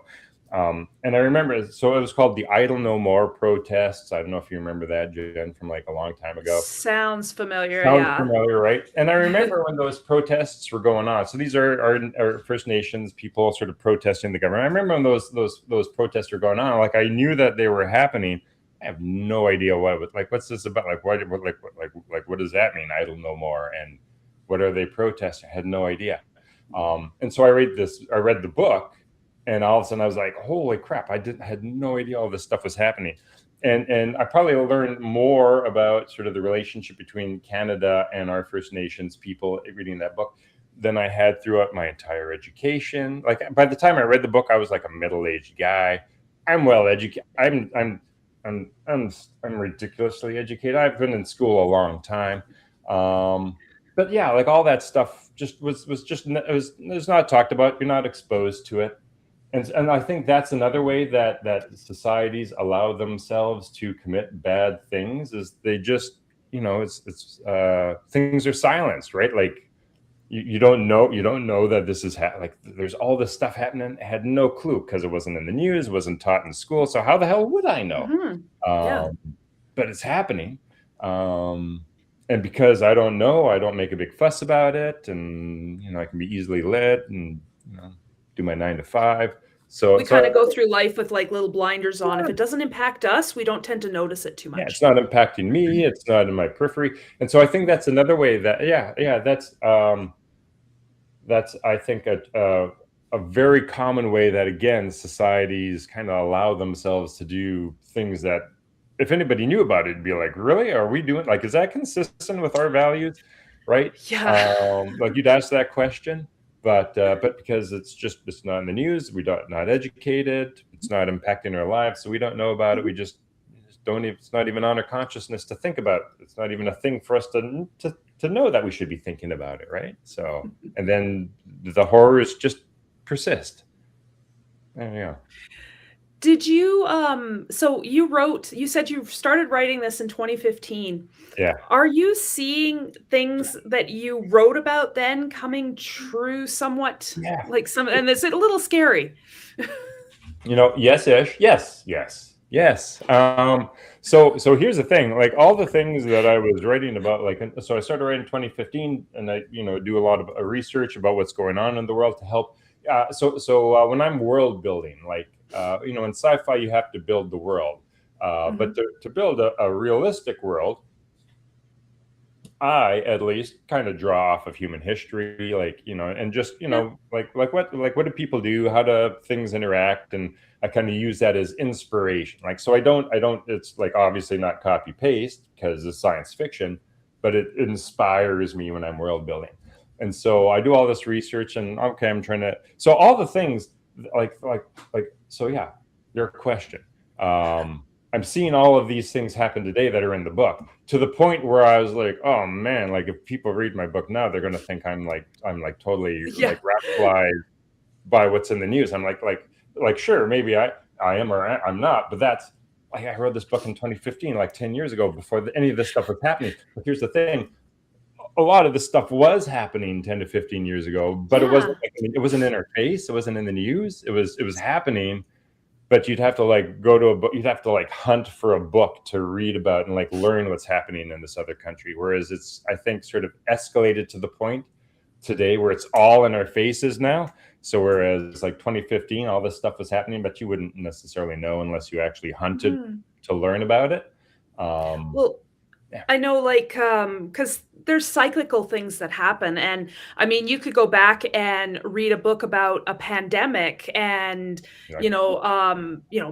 masking and social distancing, and people would read that now and think, oh man, they're talking about the COVID pandemic, but maybe they're talking about the H1N1, the Spanish flu that happened, then. Yeah, I know. Yeah. I think sometimes people underestimate how long it actually takes to write a book. Yes. Like I can't just read the news and like have a book that's on that topic, right? In any reasonable amount of time, right? Like I read the news and like 5 years later, I have a book on that topic, but the world's moved on. Yeah, well, that's that. I mean, like how many people in like the next 5 to 10 years are going to write books on isolation and social distancing? Yeah, I know, right? Yeah. We're going to see them coming out. We're going to be starting to hit the wave will start to hit us soon. Yeah, give it a couple more years. Yeah. Oh, I know. It's funny. I love how Jen put that with the kids, because we often forget about things seen through the children's eyes. And, it's a very valid question. But one of the books, when you were talking about not learning about things growing up, my generation in America, we didn't learn a lot about the Vietnam War. Right. And one of the most impactful books I ever read was by the soldiers, called Letters Home from Vietnam. Yeah. And in Jen's perspective, now that I'm older, those were kids too. Yeah. Yes. Yeah. Oh, I know, right? And it gives you a total different view, almost, I won't say 180, but it's not through the rose-colored glasses that we think it is. No, I know. And that's interesting as well. Like that you're not taught a lot about the Vietnam War. Like when you it was from like the early 60s to the late 70s. Like that was like a long time of America's history, and like tens of thousands, 50,000 had like so many of your soldiers, and that's not a thing that we talk about so much. That's interesting. And likewise with like the Korean War, and that was almost like a decade before then. Yeah. No, it's interesting. It's I think there's something to be learned by paying attention to what a society does not talk about. I know. I think I think there's something. I think there's something you can learn from that. I don't know what, but I think there's something you can learn from that. They like. Let's just not talk about that anymore. Who said it? I can't remember who said it, but if you don't learn from history, you're doomed to repeat it. And I don't think we tend to listen very well. No. No, I know. I think a lot of times in school, history is presented very boringly. I know. I suspect it's probably presented very boringly. I remember when I took history in school, I'm like, this is boring. But then I don't know, maybe it's when you're older. Because I read some history books and I'm like, this is bonkers. Like if I wrote this as a novel, everybody would be like, oh, you're like this is too make believe. This is too. I'm like, no, this actually happened. Like, holy crap! Like real life is bonkers. I think that unless you have a purpose to remember it, because I think I went through going through high school, learning the history about like the Cold War, for example, and stuff, and I was like, all I need to do is just memorize these for the tests, and then I can forget it tomorrow. And, but I mean, it didn't have there was no reason in my mind to learn it. It was not applicable to my life, but it's still important. It's because it's where we came from and lessons that were learned. It is. And maybe that's why, like, when you're older and you sort of Mhm. look at history, because when you're older, you have more context, like you're more Yes. aware of what society is like now, and then you read the Yeah. history and you're like, oh, that's like, And you start seeing the parallels no as idea. you get older. Yeah. Yeah, The more history you live through, yeah. that there's things that are happening. Somebody told me within 50 years, if something occurred within 50 years, it's considered current history. Yeah. And I remember I was in high school when they were talking about the Kosovo Oh yeah, wars, yeah. and they were calling that current history. And so I remember I learned a lot about that because it was Yeah. happening at that moment. Yeah, you're like, that's not current Yeah. history. That was in my life. Yeah, I'm like, what are you talking about? Like, well, Yeah. I don't know. Yeah. Give it another 30 years, it won't be current history anymore. Yeah. It'll be history. That's so scary. Makes me feel Well, old. some of my friends are, a friend is an instructor at FDNY Fire Academy. And just recently, like within the past 2 years, they had an entire academy of recruits come through that didn't know about 9/11. Wow. Mind blow. Really? Yeah. That is crazy. Of course, Okay. they taught them in the academy, but it was like, oh, well, that's back then. Who cares? Yeah, like, that was kind of a big deal. Yeah, I mean, No. they're teaching that to my kid. I'm like, my youngest, who's 9, he's in grade 4, and he come home and he says, "Mom, I read this book about 9/11, and we're learning about it in school." And I'm just like, that's good. So Yeah, to me, yeah. that just blows my mind that there's people that are older than him that Yeah. don't know about it. That's I great. wonder if with today's technology, I wondered if it had to do with the printing of the textbooks. Like, It could. I was born in Yeah. 67, so by the time I got to, pre-K, I was 73, 74. So maybe they hadn't had time to do the textbooks, but I would have thought by 9/11 that they would have had time to. Yeah. Well, Yeah. what was that? That was Especially 25 years ago. Yeah. Yeah. Oh, can't believe it. Yeah. That's kind of a I big mean, deal. like they do, September comes around and they've got it all over the TV and they're doing like memorials and stuff. So it blows my mind that people wouldn't even know that. And that's not even that long ago. No. You don't know about it if you're on TikTok, I guess. Or I guess, Facebook. yeah. I know that always gets me going, right? Like 70% of Gen Z gets their news from TikTok. I'm like, TikTok's not a news source. It's an not advertising algorithm. Like, dude. Yeah, it's for people to dance or something. I don't know. So I see a lot of people dancing on it. Yeah. I was going to ask you, so your character has these abilities Yeah. that give them a potential advantage. Yeah. But they don't use violence to communicate. Like they don't use violence. They choose not to. A little bit, yeah. Okay, so her I don't want to give it away. Yeah. Yeah, no, go for it. Yeah, like her special ability. Again, science fiction, sci-fi world. And again, I kind of connected like earlier on. I kind of said like, in the history of this planet, they had these super AI that was like super scary. One of the unfathomable things, like how do you understand like a god, right? So one of the unfathomable things these sentient AI did is they sort of modified the DNA of certain people, and then they left. They sort of got on a big rocket ship and went to another star. That's what these super AI did. And these little DNA tweaks that they did, it allows these individuals to be able to control technology basically at a distance, right? So like through their own will, through their own body, like they just have this connection with the technology of the world, right? So they're incredibly, the computer programmers, computer hackers, like they just have this innate ability to just connect and meld with technology and just do whatever they want with it, right? Which is a powerful skill, and that's like so the main character is Tension, is so her world, her society is kind of devolving down into civil war, right?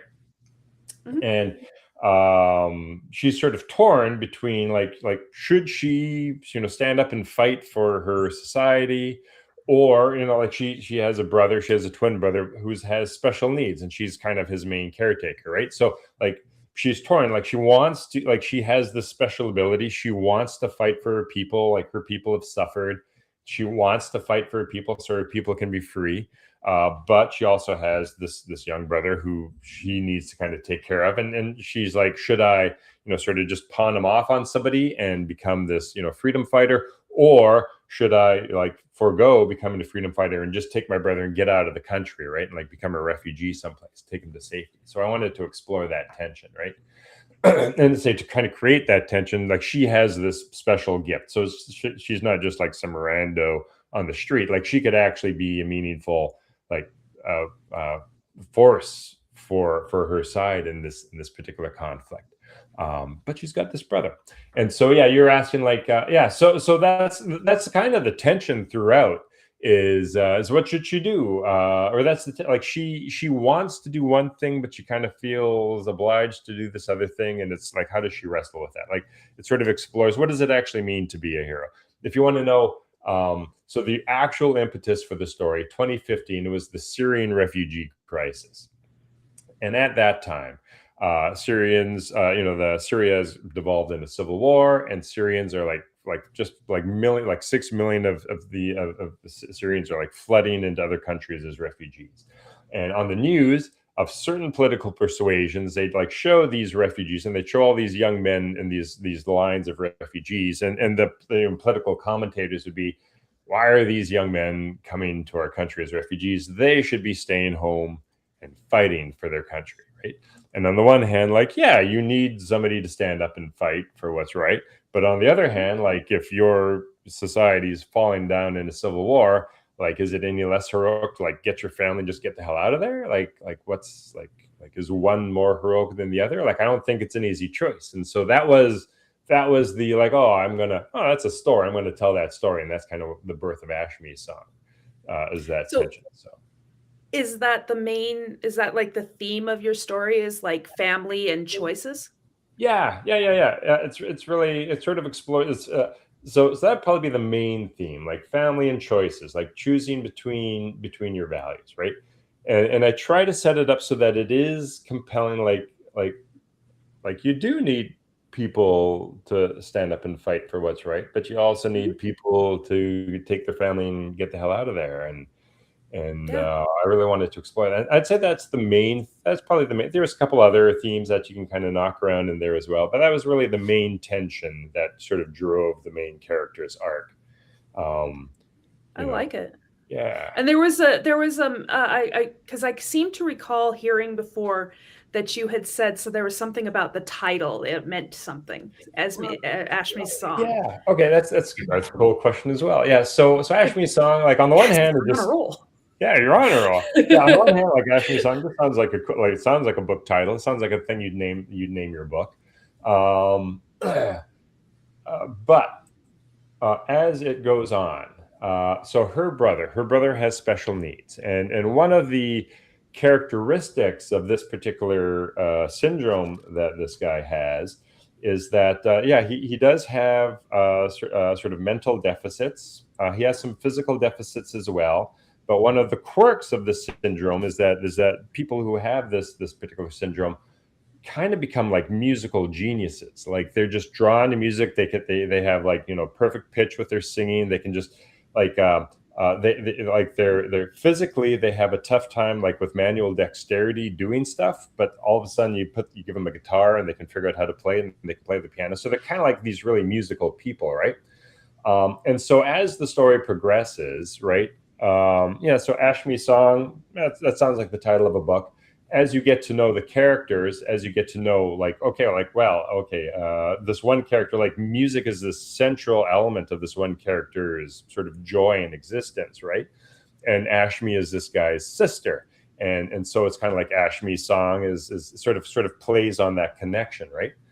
And then as I won't give it away either, but sort of as that goes on, as the story unfolds and this brother character has certain experiences and certain revelations, all of a sudden music takes on it's not just music, it sort of takes on this deeper symbolic meaning for this particular character. And all of a sudden, so yeah, like I think by the end of the book, there's like 3 layers. If you wanted to, I don't know. If you wanted to, you could sort of put on these 3 layers onto the title Ashme song. Like, it's just a cool name. Oh, hey, like it has to do with the brother's sort of love for music and the love for his sister. And then by the end, you're like, oh, there's this sort of deeper sort of symbolic meaning as well for music to this one character. And that kind of lays onto the title as well. So, but that's only if you really want to nerd out. I don't know. No, I do. I do the same thing. I have like multiple meanings for my titles, so that's why it's so. Sometimes it's hard to find the title that kind of covers it, right? Yeah, and sometimes you don't know until the end. I don't know. I never know what my books titles are until the end, really. Yeah, same. Yeah. How do you come up with titles? What's your secret sauce? It has to be something like I have to come up with something that has to do with the actual book and what's happening in that story, but also something relative to the character and the struggles that they're going through. So, I mean, the first 3 books that I had were pretty easy to figure out for me. My first 3 titles, but my 4th book was really difficult. And then when you're going through this list and you make this list and like, no, that's the one, and it just you just know it. What is it? Right? What is it you had said before? I can't remember. It's like how do you define pornography? Like I don't know how to define it. You'll know it when you see it. Yeah. So it's like that. Yeah. No, that's cool. Yeah. No, I find the naming characters and naming books is kind of a fun little thing, and you can kind of go down all sorts of little rabbit holes with it sometimes, I find. So. Yeah. Well, and I mean, like there's a feel of, there's like I don't know, it's like an impression that you get from, somebody was named Jessica versus Esther. You get this different feel for them, the name is it's more than just a rose, right? It's true. Yeah. There's certain like biases and perceptions that kind of get layered on top of that. Yeah, I love it. Yeah. One thing you talked about a second ago in the book was off-world. Do you believe in like UFOs and off-world and stuff like that? Yeah, so that's fun. I believe that we as a species totally have the potential to be living off-world, like we kind of do it right now with the International Space Station. And I think if we don't screw ourselves up too bad over the next little while, like those capabilities would only expand. So I could totally believe that we have the capabilities to be an off-world species ourselves. Aliens, I have trouble believing that so it's like I have like how do you define alien? Like I have trouble believing that the universe can be as large as it is, and like life is like we're the only life. Like that's it, right? It's an awful waste of space. That's a huge waste of space. Like wow, it's a huge waste of space. You're right.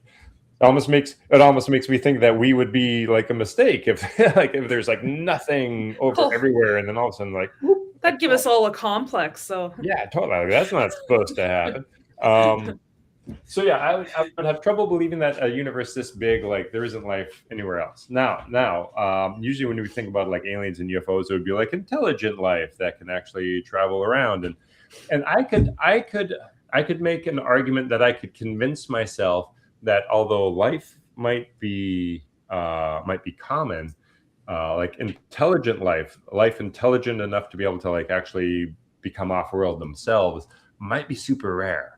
And I don't know if we're the only one, but it might be rare enough that for all intents and purposes, we might be the only one. For all intents and purposes, that's like intelligent enough to be able to like build a rocket. What if we're the dumb ones, though? Or maybe we're the dumb ones, That's right? why we didn't. That's why nobody's coming to visit or something. I don't Yeah. know. Those goldfish are over there. They're not talking to us because it's like communicating with toddlers.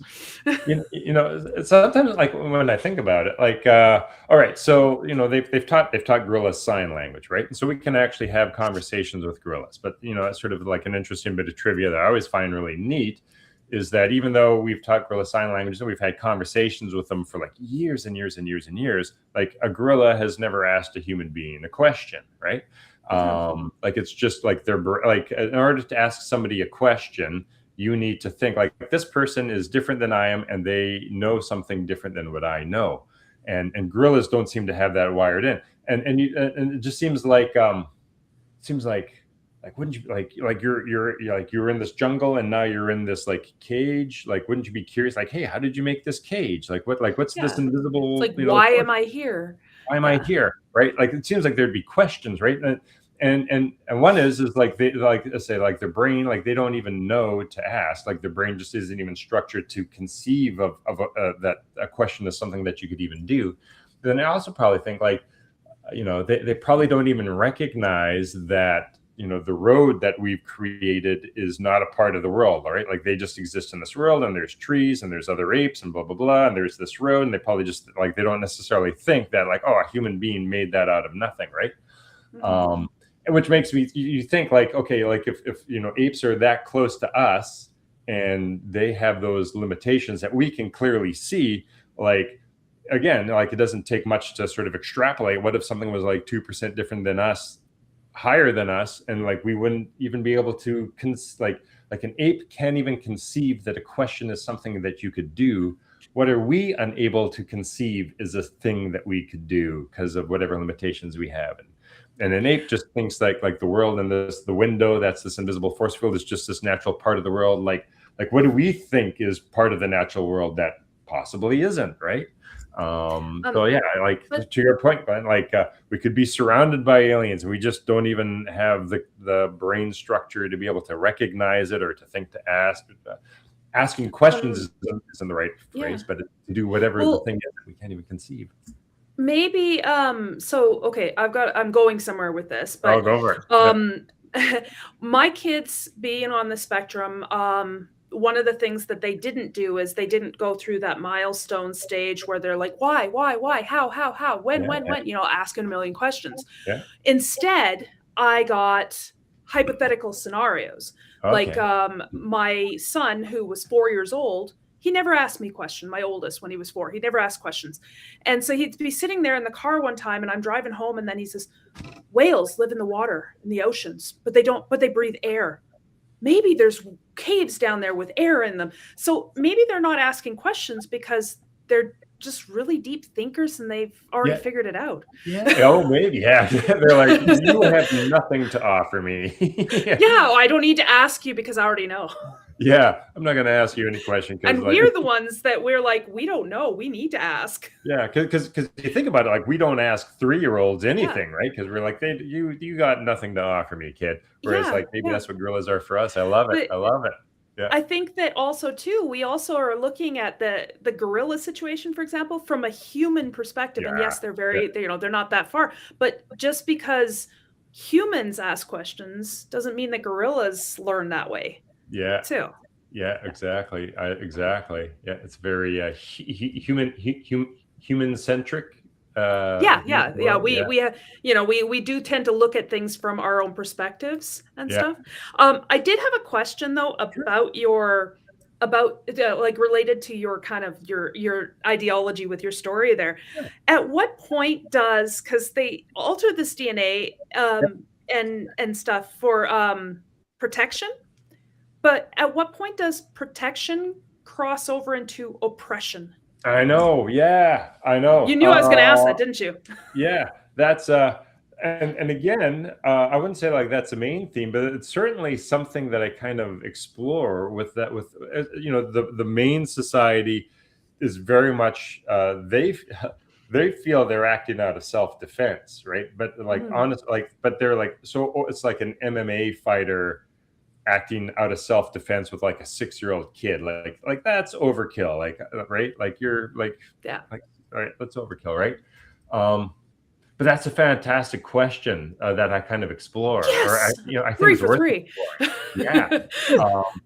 It's like, when does protection kind of trip over into what was it that you called it, like into oppression? I think about it like from the perspective of a parent, because I'm a parent, but I'm telling my kids, no, you can't go to the park because it's dangerous and I can't go with you. But then at some point, I'm stunting their, social growth, their freedom, and just to protect them.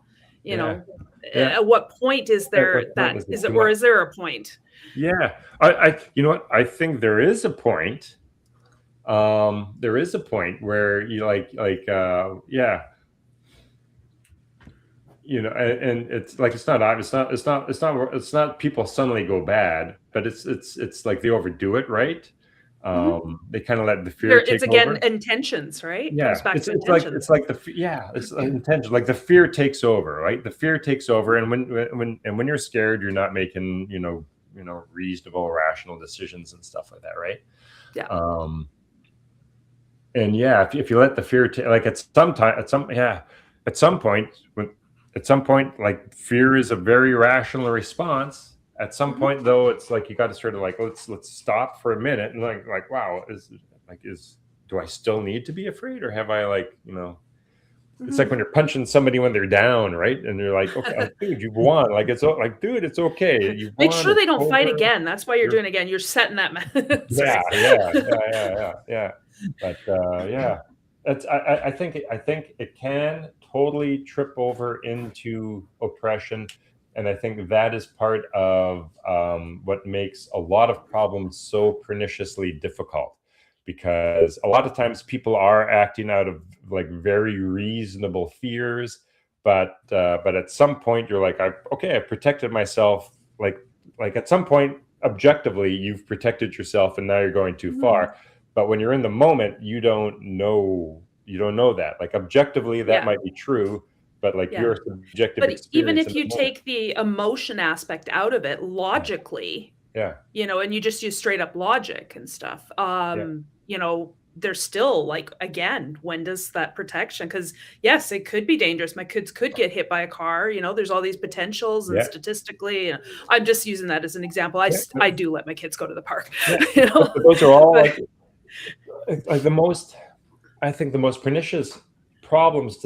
Like what makes problems so, like it's like when you actually really try to genuinely solve problems, not just try to win, but try to solve a problem. I think what often makes it so perniciously difficult is that when you actually stop and you look at the other perspective, like there's truth in there. Like there's truth in that. Like there is truth that like the park is dangerous and things could happen and you aren't there. Like there is a truth in that.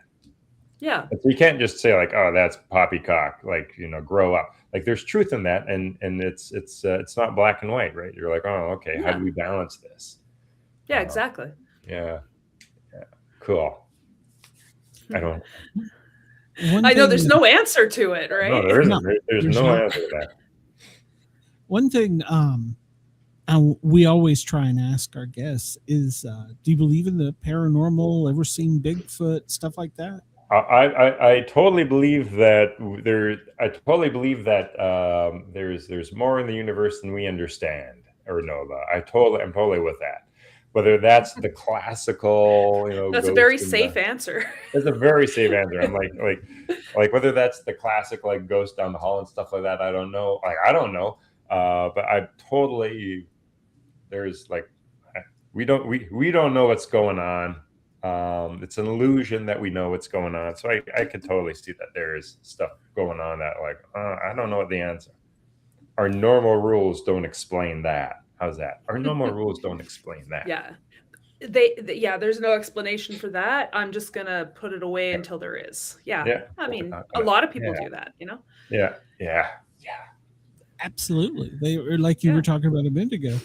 Some people aren't even programmed to think about it, so it doesn't even exist. Yeah.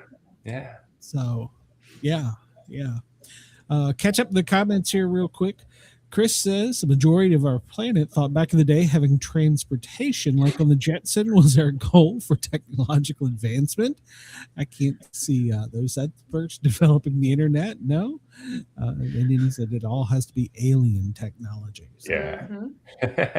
Yeah, we can't figure it out on ourselves. It has to be No. somebody else. Like, have giving you us met people? We're stupid. Like, have you met- maybe that's what our government's going to do, blame everything on the aliens. And it wasn't us, Yeah. it was aliens. I don't know. They're the scapegoats, and that's why they haven't talked to us yet. They don't want to be scapegoats. One guy we interviewed said, have you ever thought if we were the intergalactic prisoners they didn't want on the other planets and they put us here? I know.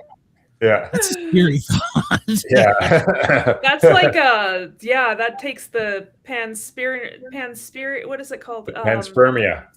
Yeah, there we go. That takes Yeah. that to a whole new level. Yeah. Yes. That's more like Siberia. Yeah. They're like, let's put this guy on the planet with like influenza and mosquitoes. Yeah. What is See that? what happens, you know? We might have to come back and like harvest their immunity. Yeah. Yeah. Brad, we are live in Australia. Do you have any Australian information or anything? I got no Australian information. Put another shrimp on the Barbie. Oh, like what's My listener I don't know coach- anything more about Australia than what you would know, or than what like Australians would be able to. I'm a I know big they got fan big of. spiders. They got Yeah. spiders down there. But Yeah. I've never boxed a kangaroo in my life. I've never boxed in my life. I suspect. I heard they're would- like deer. They just sort of you just avoid them. Yeah. That's my there was a plan. video on Facebook back during the fall, and it had to be AI. I'm going with it was AI. It was albino kangaroo with red eyes at this person's back door with their hands like up on the sliding glass drawer, and you could just read their lips like, "Come on out here." You're so tough behind that invisible force field. Come on out here. It's like me the day I woke up to go to school. I opened the door. There's like 4 feet of snow and the imprint of the. I'm like, yeah, I'm not going to school today. Yeah, Go not going to out there. That's right. Yeah. Brad, where can we find your stuff? How can people get in touch with you? Yeah, you betcha. Probably the easiest would be to just start on my website, bradanderson2000.com. That's got links to everything else, all the stories that I've written, things like that. That'd probably be start there and follow whatever social media you're on. You can tag me there and follow me there, and that's a good spot. bradanderson2000.com. Easy to remember. There you go. And it will be in the show notes for anybody that doesn't have a pen and paper. Do you have another book coming out or working on one? Or I'm totally working on one. I kind of like to tell people it's a cross between Conan the Barbarian and Dune. So that's what I'm working on now. But I'm a slow writer, so it's going to take a while before that gets Like out. what is it, like 10 years? Yeah, 5, 10. I'm like maybe halfway through that now, so it's getting close there. I'm almost. You'll hate me when I tell you I wrote my first rough draft for my first book in 2.5 months. Oh man, I wish I could do that. I was on a roll and the ideas were pouring out, and I wrote my second one in 2.5 weeks. Lord, I got to figure out how to do that. I don't know how to do that. I type really fast. It's my hyper focus. I'll forget the world exists and I'll just write. I'm not hyper focused. That's maybe my problem. I'm diffusely focused. my mind is like a steel sieve. So. Yeah. Yeah. All right, Brad. Well, thank you. And let's not make it 10 years before you come back. Yeah, no, you guys, this is fun. You guys always have great questions, so I love it. We try. Yeah, and I keep getting these hot co-hosts, so it helps too. So yeah.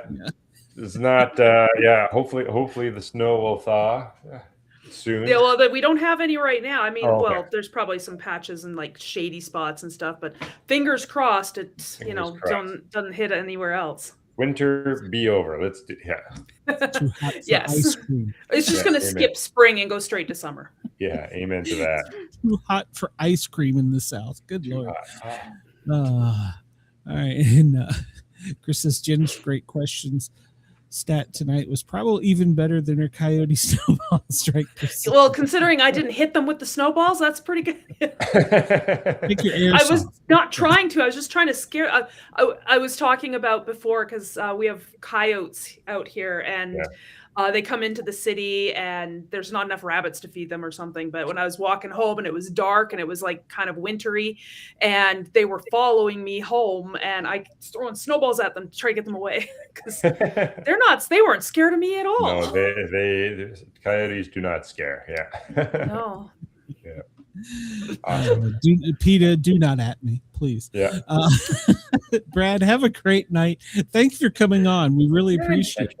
Yeah, I'm really thankful that you guys had me. It's always a blast, and we'll be in touch, guys. Yeah, all right, for sure. We'll talk to you soon, Brad. Cheers. Bye. He is a blast. Yeah, so much fun. He is. All right, so before we get too carried away, I need you to get your plug in to all of our listeners. How can they get in touch with the wonderful, beautiful J.M. Shaw and buy our books? You're going to give me a big head. Start with my website, jmshawauthor.com. You can find the descriptions of my books. You can find links to my books. They're available on Amazon as a print. They're all on Kindle. The first 2 are in Kobo. The next couple will be eventually. And then if you can follow me, Facebook and Instagram, my links are on the bottom of my website, so you can see when my next one's coming out. There you go. And I sent that to Chris, the Chicago Rats on the field during the games. That was great. During the baseball game. Let's see. Next week, I had it pulled up here. Danny Henderson, Popcorn and Moonshine. I'll just leave it at that. And then more Moonshine. Guttenwiller.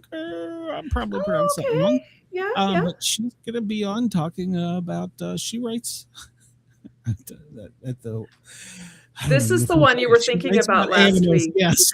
Yeah, this is exactly the one you were thinking about last. I emailed him and apologized again. I really did. I felt horrible. So yeah. Well, mistakes happen, and there's a lot of words are hard late at night. Words are really hard for me. You're right. Oh Lord. We will be back next Monday with the Daily Gazette, Sportcat's Daily Gazette.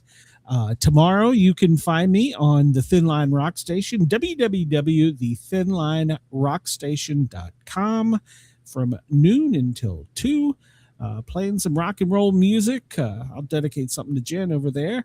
And then, of course, Jen and I will be back next week with 2 more guests. So we got the cranking out. And then the week after that, I'm going to the beach. So nice. With all of you. I'm out of here. Mrs. Sportcat said, "You're going to the beach." Said, okay, if you insist. You need a vacation. I do need a vacation.